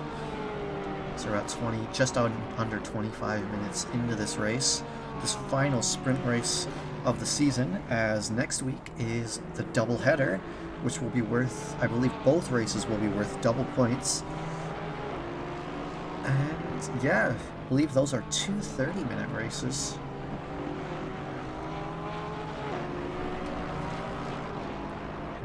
And next week at Kailami with the doubleheader, we'll finish off this season of 949, as we'll take probably a few weeks off, give the admins a break, give the stewards a break, give Welp a break, give myself a break, give everyone behind the scenes a break, Coasty, Belton, all them. Give them a break for a few weeks before we start back up and make another season, get another season rolling. As James Alker is coming up to Jonas Piritsu and Patrick McNichol, as it looks like Patrick McNichol just lets him by, no problem. Jonas Piritsu still a little bit ahead, as it looks like he's going to stay wide going into La Source. He'll jump on board with Tyler Kozlowskis, who has fallen behind at Justin Beachley, but is still hot on his tail. Gingy, the man with probably the best hair on the grid today. Assuming he has hair, you know, he could have shaved his head.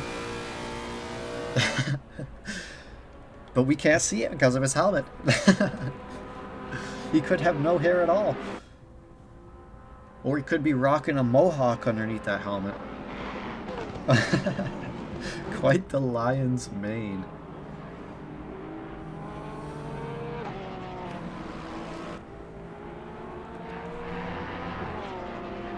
You know, what if he takes his helmet off when he's blind?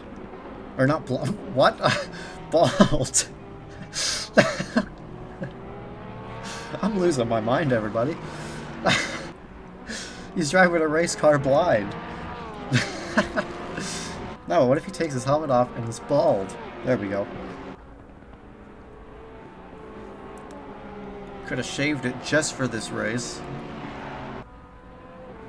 As we'll jump back and see if any of these drivers are close. P3 and P4 are just over 2 seconds apart. Got about 15 seconds. 5, 11. Beachley and Kozlowskis are still going at it, but they're just over a second. Like, they're a second apart right now.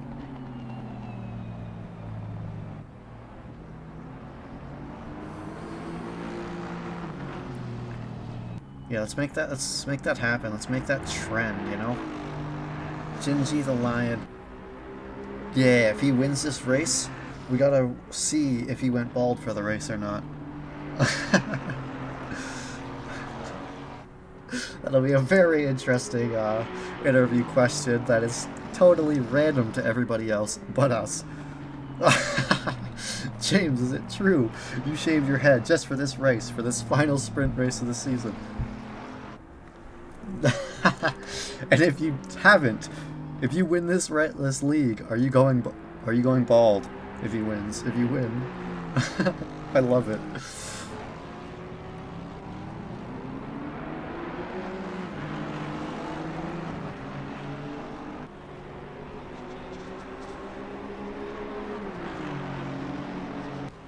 Oh, that would be a meme. That'd be a meme question, but I'm not opposed to the idea.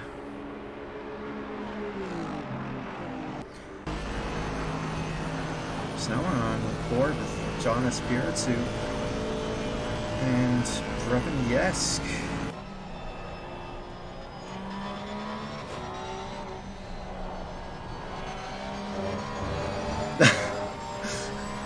We heard some call you the Lion. What are your thoughts on that? I love it. I love it. As James Alker, as we're talking about the Lion himself, looks like he'll be under fire from Kevin Blanchette very soon, as they are now within just over half a second apart.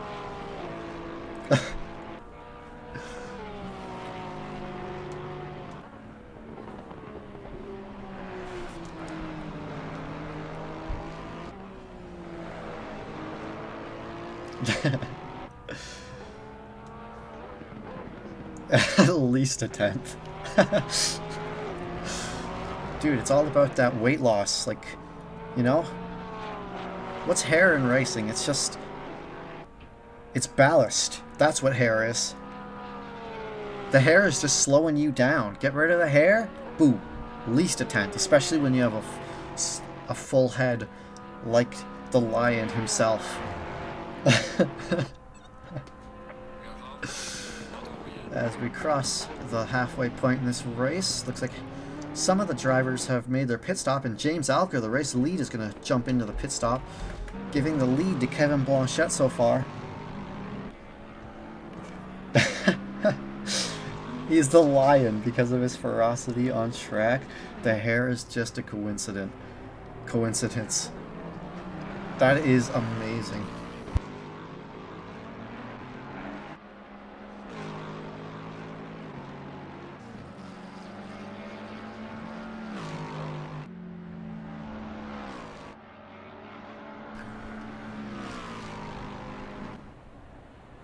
So Kevin Blanchette takes the lead by about 13.5 seconds after James Alker takes his mandatory pit stop.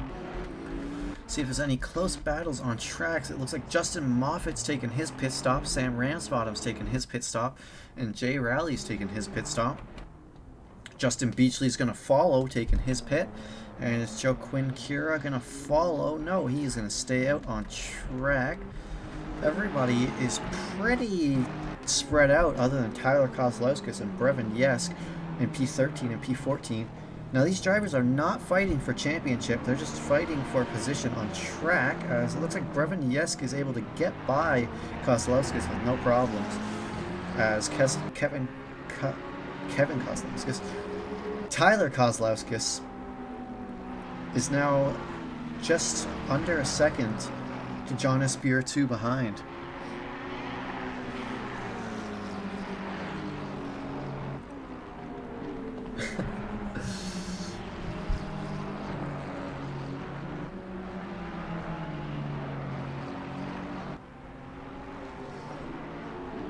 The only unfortunate part of Spa is with with it being such a big track, you tend to have a lot of the action die down rather quickly between the field, just because of how spread out they can become.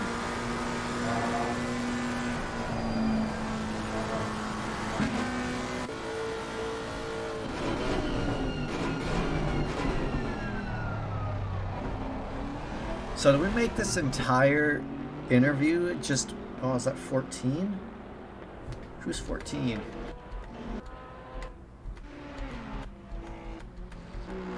Kevin Blanchette, your race leader, he's taking his pit stop.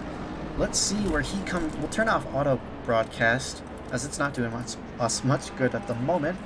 But we'll turn it off, and we'll hop on board with James Alker, see where he comes out in relation to Kevin Blanchette after his pit stop, as James Alker has taken his pit stop a little earlier on.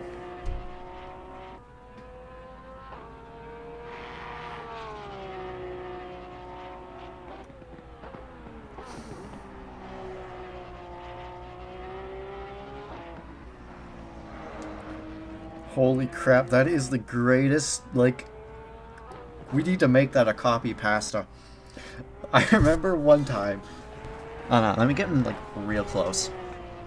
I remember one time, Gingy took his family to SeaWorld. They were watching Shamu the whale when Gingy got splashed. So Gingy yells, "I'm James Alker, and no one gets me wet." So he climbs into the tank, grabs Shamu, and throws the whale into the audience, splashes him, and yells, "How do you like it?" And then damn, if Gingy didn't step in there and finish the show. That is an amazing copy pasta. Amazing. As James Alker is just finishing his lap and coming around La Source, Kevin Blanchette is still yellow, meaning he's still stopped, as he goes green, as this will be a close battle between him and Blanchette upon pit exit. It looks like Kevin Blanchette... No, it looks like Gingy might have the speed advantage, as Blanchette can't get the run. And it is very close between these two drivers as they come out of the pits. Kevin Blanchette, James Alker might make the move. He thinks better of it. He doesn't have he's not close enough to make the move, as Kevin Blanchette, after the round of pit stops, comes out ahead of Gingy, barely. The Lion was not able to make the undercut work, as he is now stuck behind Kevin Blanchette after the round of pit stops. As Will Bruner, your race leader, takes his mandatory pit stop, and Daniel Reyes looks like he's taking his pit stop as well. Will Bruner was probably about 10 seconds behind P1 and P2, so I'm expecting him to drop to at least P3 after this pit stop.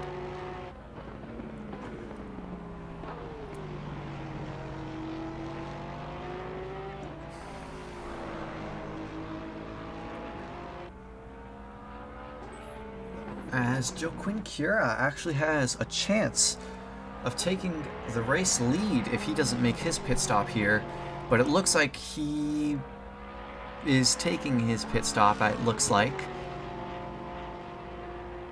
But he is now in the pits. He will not see that race lead at Spa, being a Division 4 driver. It's very unfortunate that that happens like that, but, you know, it's Division 4. You're not fighting for Division 3, so it doesn't really matter at the end of the day. As Kevin Blanchette and James Alker. James Alker looks like he's going to try to make a move on the inside of La Source. Makes a lunge on the inside. They were pretty close, so the move was all fair game, as Kevin Blanchette doesn't cover off, doesn't play the defensive role. As the Lion, they're going side by side through Eau Rouge. Looks like Kevin Blanchette may have got a better run down that straight, and he takes the lead back going through Eau Rouge and Radillon and around the Camel Kink into the Camel Straight.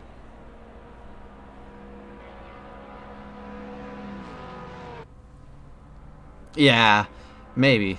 But maybe he just feels his tires are dead. And, you know, the track temperature hasn't dropped very much. I believe we started at 21 degrees ambient and track. And it's only dropped a single degree since the start of this race. As this battle for first place it's relentless. It's just back and forth. It's Blanchette, it's Alker, it's Blanchette, it's Alker, it's Blanchette.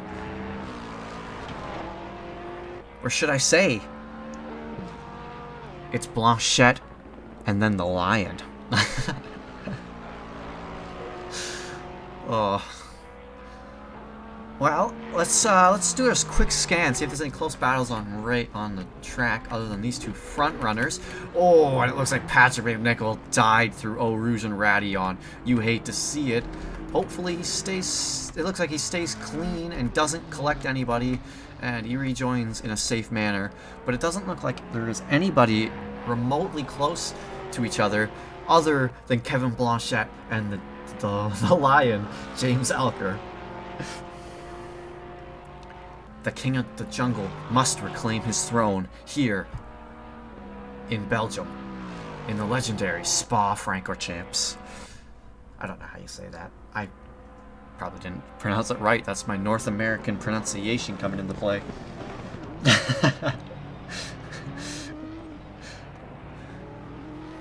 Is that his theme song? In the jungle, the mighty jungle, the lion sleeps tonight. Oh. You guys are killing me. I love it. I love it. Just as I suspected, I wasn't really paying attention to where Will Brunner came out after his round of pit stop. His round of pit stop? No, that sounds terrible. After his pit stop. So, he retains P3 after coming out. As I believe he is currently P7 in the championship. Meaning a P3 finish would be a very good finish, as if Sam Ramsbottom in P4. I am not actually sure where Kevin Blanchette is in the standings, but James Alker is P5, and currently top 5 are pretty close to one another. Kevin Blanchette, Division 3, where is he? No, he is currently sitting P16, so he is kinda out of the running for winning this championship, but he is looking good finishing this championship off. Him and James Alker have been dominating this race in Spa so far. He may have been a latecomer to the 949 series, but he is definitely putting his foot down, and he is turning heads. Same with James Alker.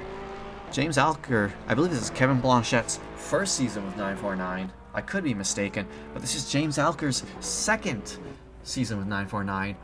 And then in this Division 3 championship, or not championship, but in this Division 3 series, they are putting out a dominant performance. And this race looks like it might come down to the wire, as both these drivers can't do like anything about it right now. Blanchette can't shake Gingy, but Gingy doesn't have the top speed to overtake him on the straights. As Blanchette looks like he had to take a defensive line going into the bus stop chicane, stays ahead. Let's see if he takes the defensive line going into the source, as Gingy has made multiple attempts going on the inside, as it looks like he makes a dive onto the inside, and he is not he's just gonna let him know he's there. He's not gonna make the lunge going around the source. But Gingy has made that move plenty of times. He has been a lot closer. Like, to be fair, he's been a lot closer making those moves, but it would not be uncharacteristic of Gingy to make that lunge and try for that overtake. But he might have thought that might not be worth it, as Blanchette might get a better exit and might just pass him in the straight anyways. If you're Gingy, you might have to be brave, and in the windy section of this track, try to overtake there, and hopefully he can build enough of a gap where the slipstream doesn't play into effect. But again, the slipstream is only going to come into effect if Gingy gets by Blanchette. As it looks like 16 and 88 may have collided.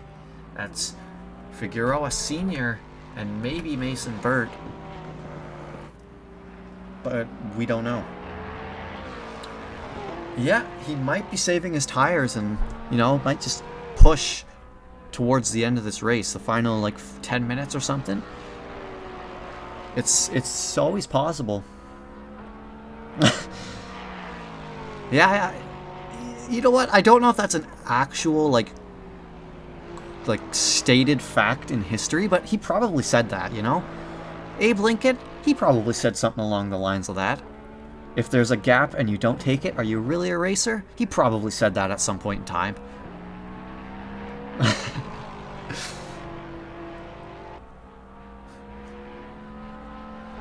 I wonder if these two front runners have, like, if they're sweating right now, Kevin Blanchette and the Lion, James Alker, like, they must be sweating, as this race for them between these two has been neck and neck in the entire race, other than the pit stop window.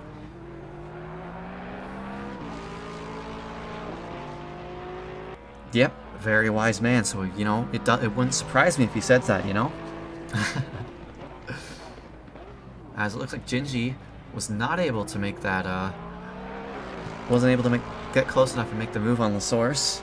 So he's going to stay behind Kevin Blanchette and hopefully get a little bit of a slipstream.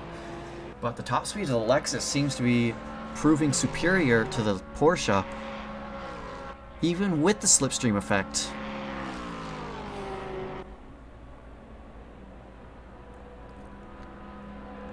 As Gingy's able to gain a bit of time with the slipstream, but not enough to get by. Wing cam. Yeah, what is that? Is that... There, that's F6. Second try. Second try, folks.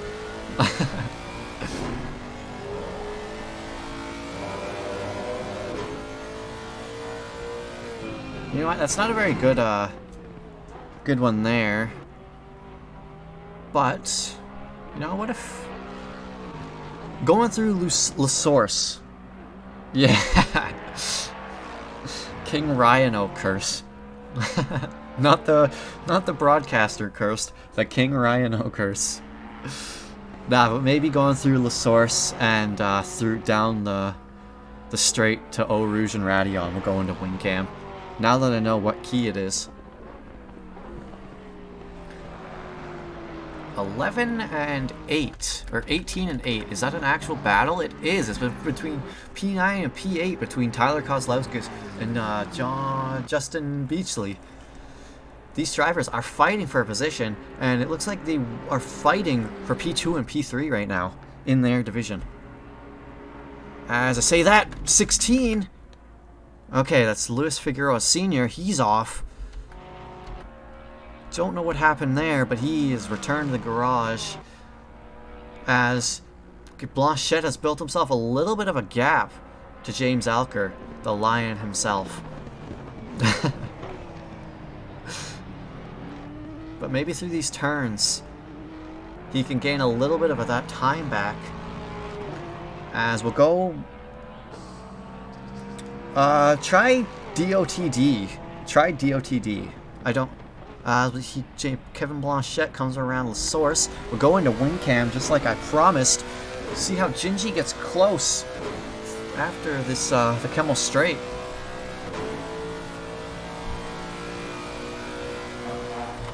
Yeah, I'll try. No, I don't know if that doesn't seem to work either. That is unfortunate. We'll see if I can. If there's any commands I can see.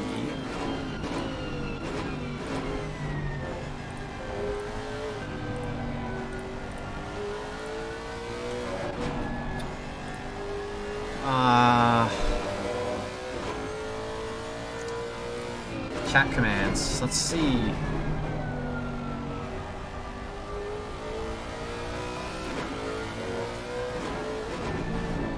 Yeah, DOT. That should work. It should work. DOTD. Why is that not working? Anyways, we'll get back into the action. As, like, it says it works in Stream Elements. Like, it's on, but it doesn't work. Interesting. But, yeah, don't forget to drive, or not drive, don't forget to vote for your driver of the day, folks. As, you know, whoever wins this race, for me, might be my driver of the day. They have just been so, like, consistent, these two. But if you're Gingy, what are you going through right now? Can you get by? Or are you struggling to get by? Like, are you waiting to pounce like a lion would? Or are you struggling? Only time will tell, as these drivers are now neck and neck. As we'll go back to the rear view, we'll actually, let's go into the cockpit cam with James Alker as they go through La Source, Eau Rouge Radion, the Camel Kink, and the Camel Straight. I believe Muff pitted a while ago.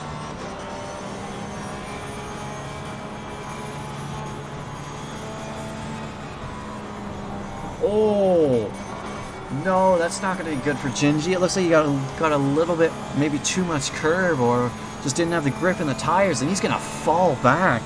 That's the broadcaster curse if I've ever seen one. He's going to drop back just over a second after that one. That gives Kevin Blanchette a bit of breathing room, but I don't think Gingy is going to let that go. As let's jump back to Kenneth Smith. Justin Moffat, ladies and gentlemen, currently sitting P7. He is currently sitting P7 after starting in P15 after a very unfortunate qualifying session. Forget about Blanchette, forget about James Alker. Justin Moffat could be driver of the day, as he is putting his foot down, and there is still just over 10 minutes to go, and he has made up over 8 places throughout this race so far.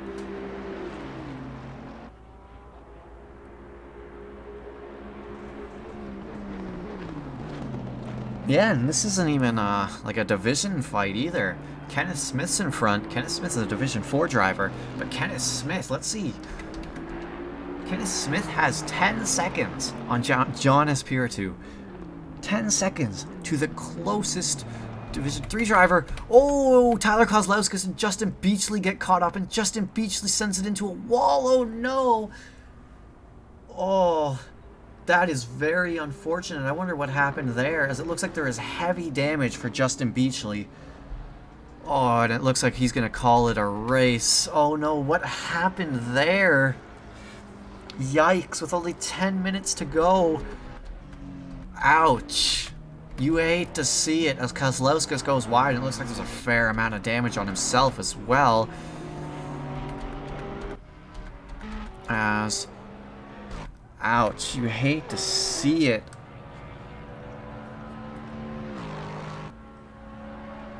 Kevin Blanchette has about 1.5 seconds on James Alker right now.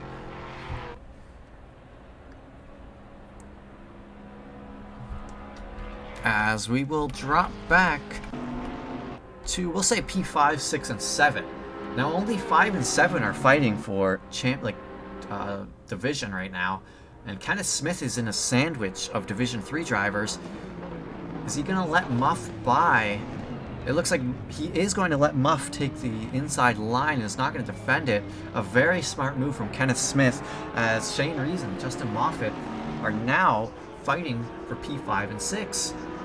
Justin Moffat still a few tenths behind, but could gain a couple tenths here through Eau Rouge Radion and on the Camel Straight. And it looks like there's actually damage on Shane Rees' car. There might be a bit of damage for Shane Rees. Let's see. Yeah, that looks like there's damage on that rear bumper for me. Oh, it's Justin Moffat. He's going to make a move. Justin Moffat is able to get by, but Shane Rees might make the lunge on the inside. He doesn't. He gets overtaken on the straight. That just shows how weak the Porsche is on these straights. The Bentley of Justin Moffat just flies past Shane Rees down the Camel Straight. Jesus. Yeah, that is unfortunate. What happened, Justin? Like, you two collided. Did he just, like, try to squeeze you, or did you try to squeeze him? Or, like, what happened? I'm really sorry, man. You guys were having a good battle for the most part. Oh, a big spin from Shane Rees. Oh. Unfortunate. As that's going to give Muff a little bit of breathing room. Muff currently sitting P5. A very fortunate, not fortunate, but a very strong drive from Mr. Justin Moffat, the 223 Crazy Rabbits Racing Bentley. Started P15 and is now P5. If he keeps this up, I don't think he's going to catch Sam Ramthottem, but if he keeps this up, he definitely has my driver of the day vote. He has put in an outstanding drive. Like from where he started. You love to see it, as what happened? Kevin Blanchette and James Alker are now neck and neck again. I wonder what happened there. It looked like Kevin Blanchette was starting to build himself a little bit of a gap, but has able to make himself get himself back in his to be a contender to finish this race in P1. The Lion is on the prowl. Just when you thought you could breathe and you were safe, you turn around. Not turn around, but you look behind you, and there is a lion in your windshield. Or not windshield, in your rear view. As I say that, he drops back a little bit now, though. As 88, Mason Burt is yellow flagged. As these front runners are approaching, hopefully, looks like he's back and moving again, so they won't get caught up in that. Yeah, but I'm sorry to hear that, Justin Beachley, Jay Beachley. Are you in the GT4 League for Trackalicious? If you are, good luck. If you're not, I believe I'll see you next Sunday when we race the GT3s. Because I believe you're in the GT3s for Trackalicious. As it looks like Dark Asylum is now in between James Alker and Kevin Blanchette, as Dark Asylum lets them by, or lets James Alker by.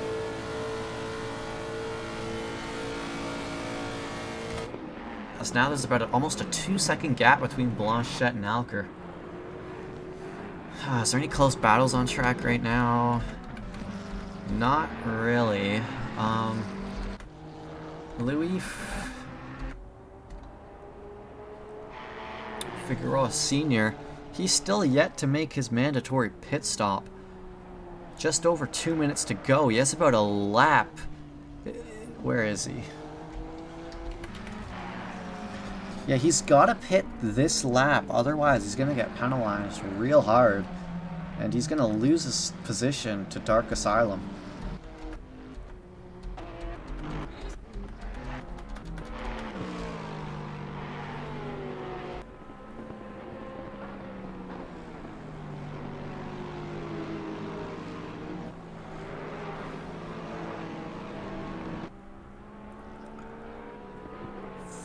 as we're coming down to the final 3 minutes of the race, of our final sprint here in Season 7 of 949. We have one more week to go after this, and that is the doubleheader format at Kailami.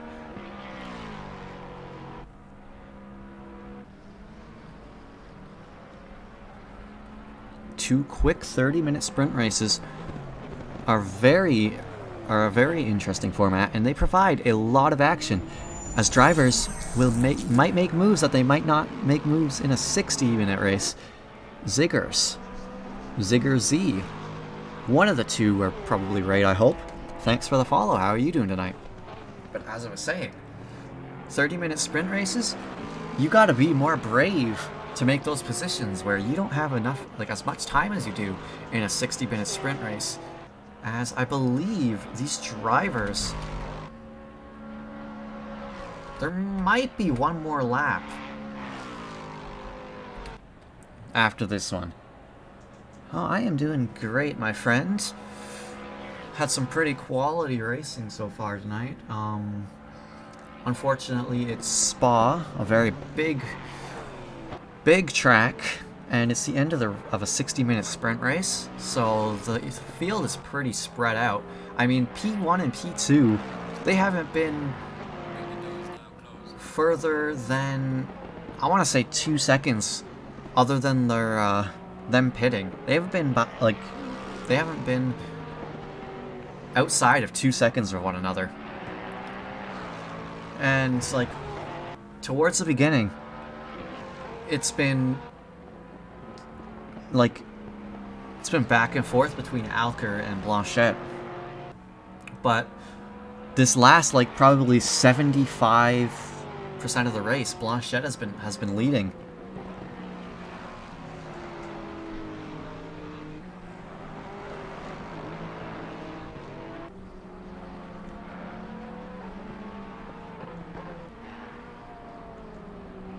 And it looks like Figueroa Sr.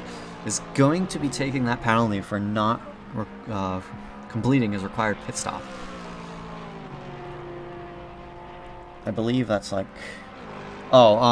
so this league actually started before the M4 was released. So there is no M4s.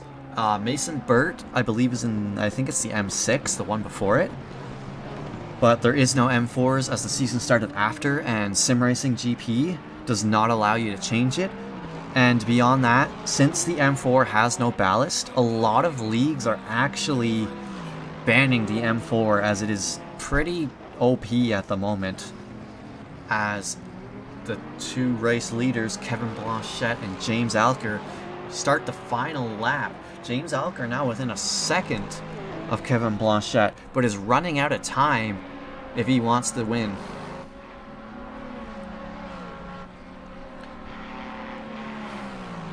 Yeah, so there's no M4s.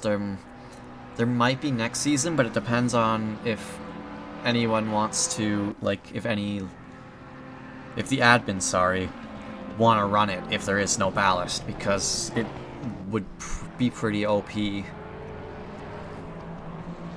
would have to be more of a gentleman's rule than anything.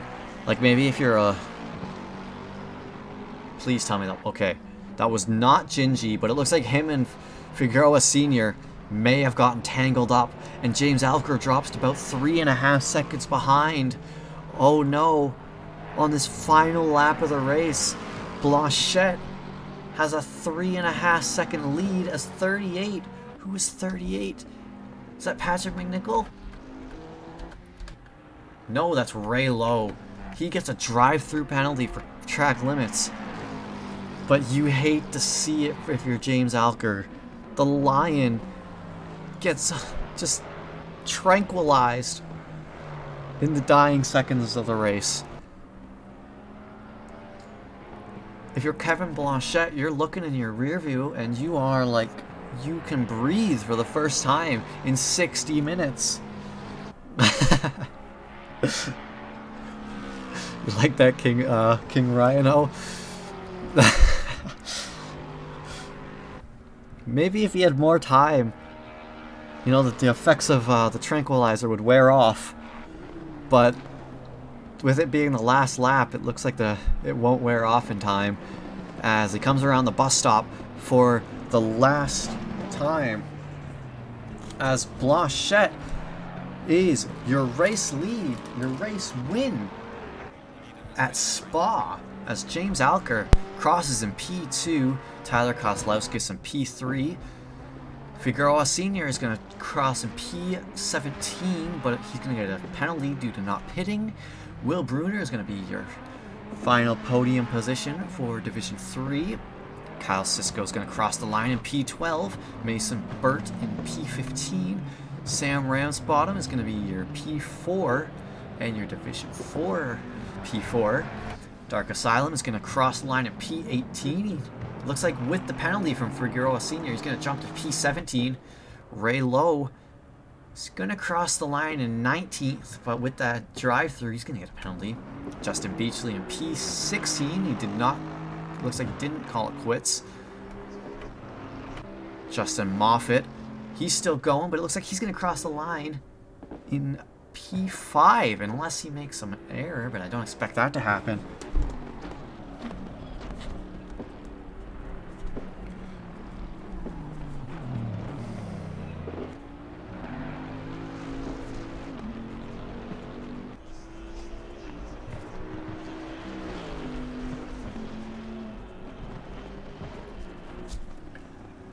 As he crosses the line, followed by Kenneth Smith, your Division 4 winner, followed by Jonas Piritsu, who comes P2 in Division 4.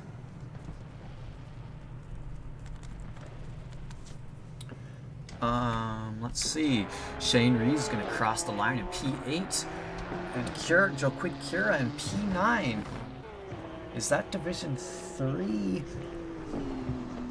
Is that Division 3 podium? 5, 6, 7. Yeah. Joaquin Cura. He finishes on the podium in Division 4, if I'm not mistaken. Gingy, you were so close. Oh, and by the way, you're lucky. You're kind of lucky you didn't win. Your interview would have been a meme interview. Patrick McNichol crossed the line. It looks like a P13. Jay Raleigh in P10. Daniel Reyes, he's going to cross the line at P14. As Kevin Blanchette makes his way into the pits, your race winner, your Division 3 winner. Yes, and I was correct. Cura, Joaquin Cura, is your Division 3 final podium position. Yeah, it was a very good effort. Oh my god, the first bus stop, I thought, like, my heart sank because I thought you were going to smoke Blanchette. Like, it was, like, close. But, yeah, your new nickname, Gingy, is now The Lion. And you were going to get asked questions like, let's see if I can scroll up in the chat a little bit. I think Chemo Sith retired. Let's see, Gingy. James, is it true you shaved your head just for this race? We heard some call you the Lion. What are your thoughts on that? He's the Lion because of his ferocity on track. The hair is just a coincidence. And I'm gonna post a copy pasta. You know, I don't know who made this up. I know who made it up, but I'm not spilling the beans.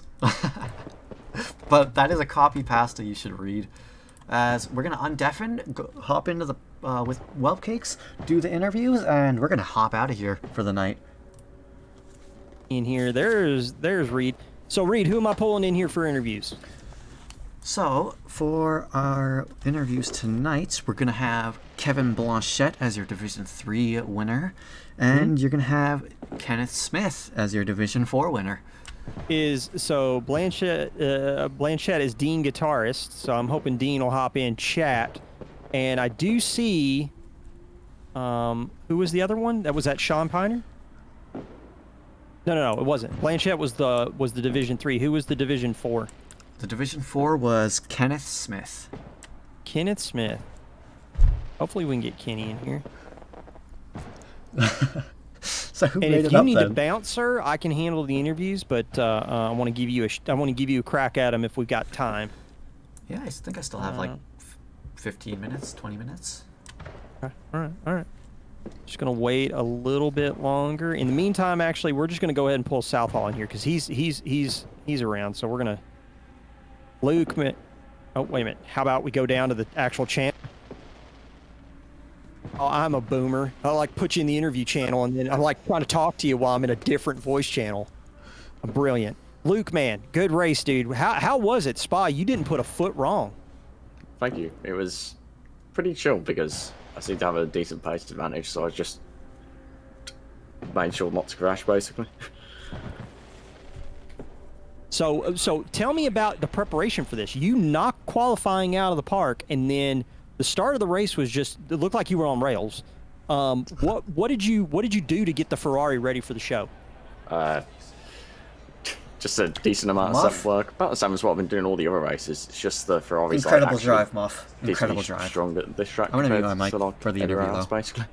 So, yeah, I think that's like why there was such a difference kind of thing. Like over the season, I felt like I had to raise my game to keep up with like Josh and McLaren around the other tracks. So when it's like actually a good car at the track, it's nice. Good deal, man. You closed the gap down a little bit to Josh, but we got Kyle Lamy coming up. What do you think your chances are with 2 more points-paying races in the season? With the drop round, I'm only 4 points behind, right? So yeah, I mean, it's close. Have to see. It's close. I just need to beat him in both races, I guess, if possible. Good deal, man. Well, congratulations, dude. Taking the win home for Protocharge. You got to be happy with that. Yep. Looking forward to seeing you at Kyle Lamy, man. Congratulations, dude. Thanks. All right, man. Have a good night. Yeah, you too. Now, let's see if I can get... I was hoping I could get one of them in here. You're the shy guy. I'm the shy guy. All right, let's see here. I don't see... I'm pulling Sean. We'll keep the train rolling. Hopefully we'll get him in here. Hey. How's it going? It's going good. How you doing? I'm doing pretty good, man. I am just hanging out here with Reed, and you, sir, put up quite a race in Division 2. How was it around Spa? It was pretty good. It was just chill. I mean, I was mostly by myself. It was kind of me and Felix for a while, but I decided to just play it safe and really just reduce my pace to avoid warnings and to avoid dying and stuff. So it was chill. With the points payout that you're looking, with Luca dropping out with the accident early on, you're looking to extend your lead into Kyle Lamy. What sort of frame of mind are you going to try and prep yourself for with this with a doubleheader coming up to close out the season? I mean, I need to do decent at one of those races, and that's it. I'll just win the championship because I still have a drop round. And I've only finished first or second this season. So, I basically just need to do all right, and I'm fine. So, I'm really pretty relaxed at this point. I think Spa was going to be one of the harder races. Indeed. The car is not, it doesn't suck there, but you have to really sacrifice stability to make the car fast, and, there's all kinds of problems that can happen. So, with this being out of the way, I'm pretty chill, honestly. Just gonna, focus on going fast and try to do as well as I can, but I'm not super concerned, especially after today. Good deal, man. Well, congratulations on Division 2 win. You got the doubleheader in Kyle Lamy. You got to be excited about that. Looks like we might not get... Are we not going to get either of the folks from Server 2? If we don't, Reed, is there any questions you want to throw Sean's way before you head off to Trackalicious Land? I don't know. I don't really know too much about how the situation is going, but congratulations on the win. Thank you, man. I appreciate it. Yeah, he's dominating Division 2 right now. He's got the drop round pretty much in hand. looking at some consistency, looking at, just finishing cleanly in the season, and looked like you might have Division 2 just basically locked up. Big congrats to you, Sean, and looking forward to seeing you in the season finale at Kyalami. Good win for Crazy Rabbits, man. Justin's got to be happy with that one. Yeah, thank you guys so much. I really appreciate everything you guys do for 949. And yeah, I'm excited for Kailami. All right, cool, man. Have a good night. Take it easy. Thrillo Peace out. 10. So, we could get Gingy in here. I know he's not a winner, but if we could get an interview done. It's locked. Yeah. Well, Kenny just popped up. I'm gonna go ahead and move him. If Kenny will actually jump in, because the thing is, if he's not in a voice channel, I can't drag him into it. That's the thing. Did I just crash my game? Yeah. We can just get him pulled in here real quick, and I'll figure out what's up. How did that happen? I still need that open. Let's see. Get him in? Like, what do you mean recorded? Like, just any old voice chat will work. We have VODs. But Reed, man, Server 2, give me a little bit of an understanding of how things worked out. By the way, Hutch, thank you so much for the host.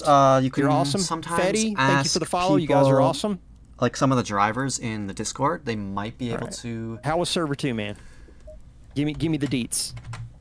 Oh, Server 2 was crazy.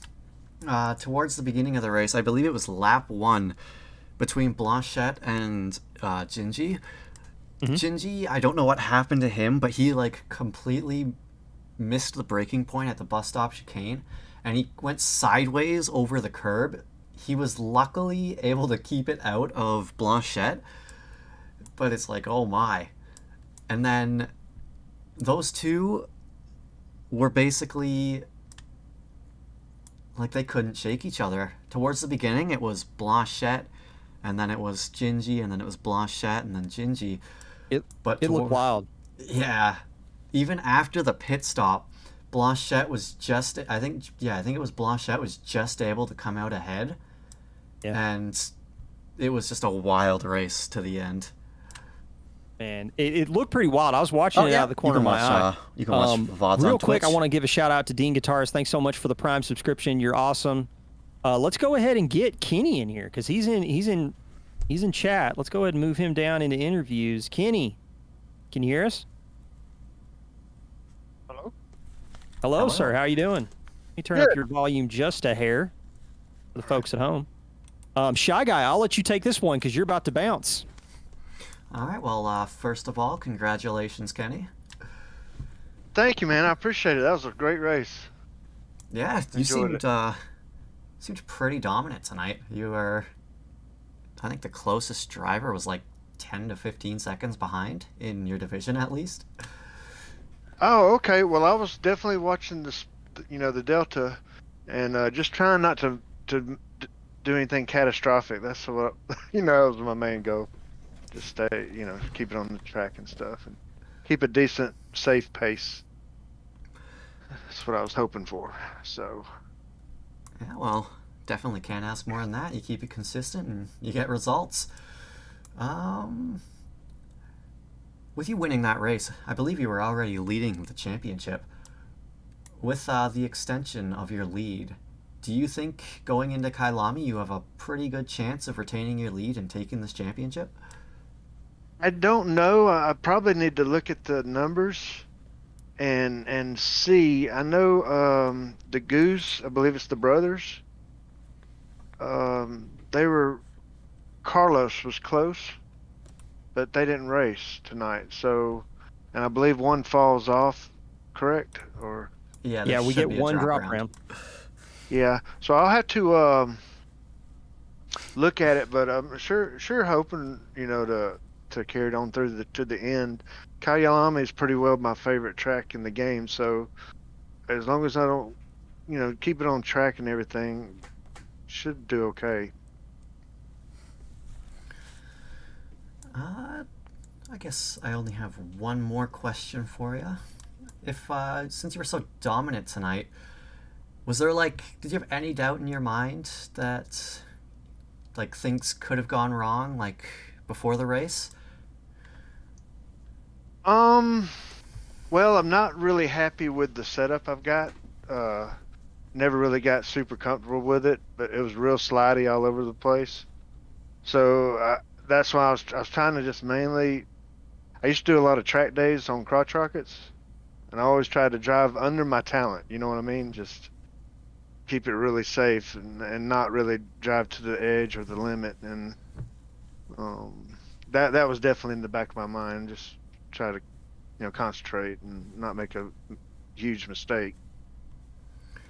Yeah, it didn't seem like you made many mistakes tonight. Yeah, I did. I felt bad. I've got into the back of McNichol. Oh, I don't no. know what lap it was. I did follow him a couple of laps, and I think he didn't realize how close I was, and we kind of, I don't know, we got together a little bit, but I sure didn't mean to hit him. Yeah, that is. You always hate doing that, even if it's, we don't know at the time, but, even if it's not your fault, you still hate getting caught with somebody else, right? Yeah, I just can't stand to have contact at all, and certainly don't feel good about that. But hopefully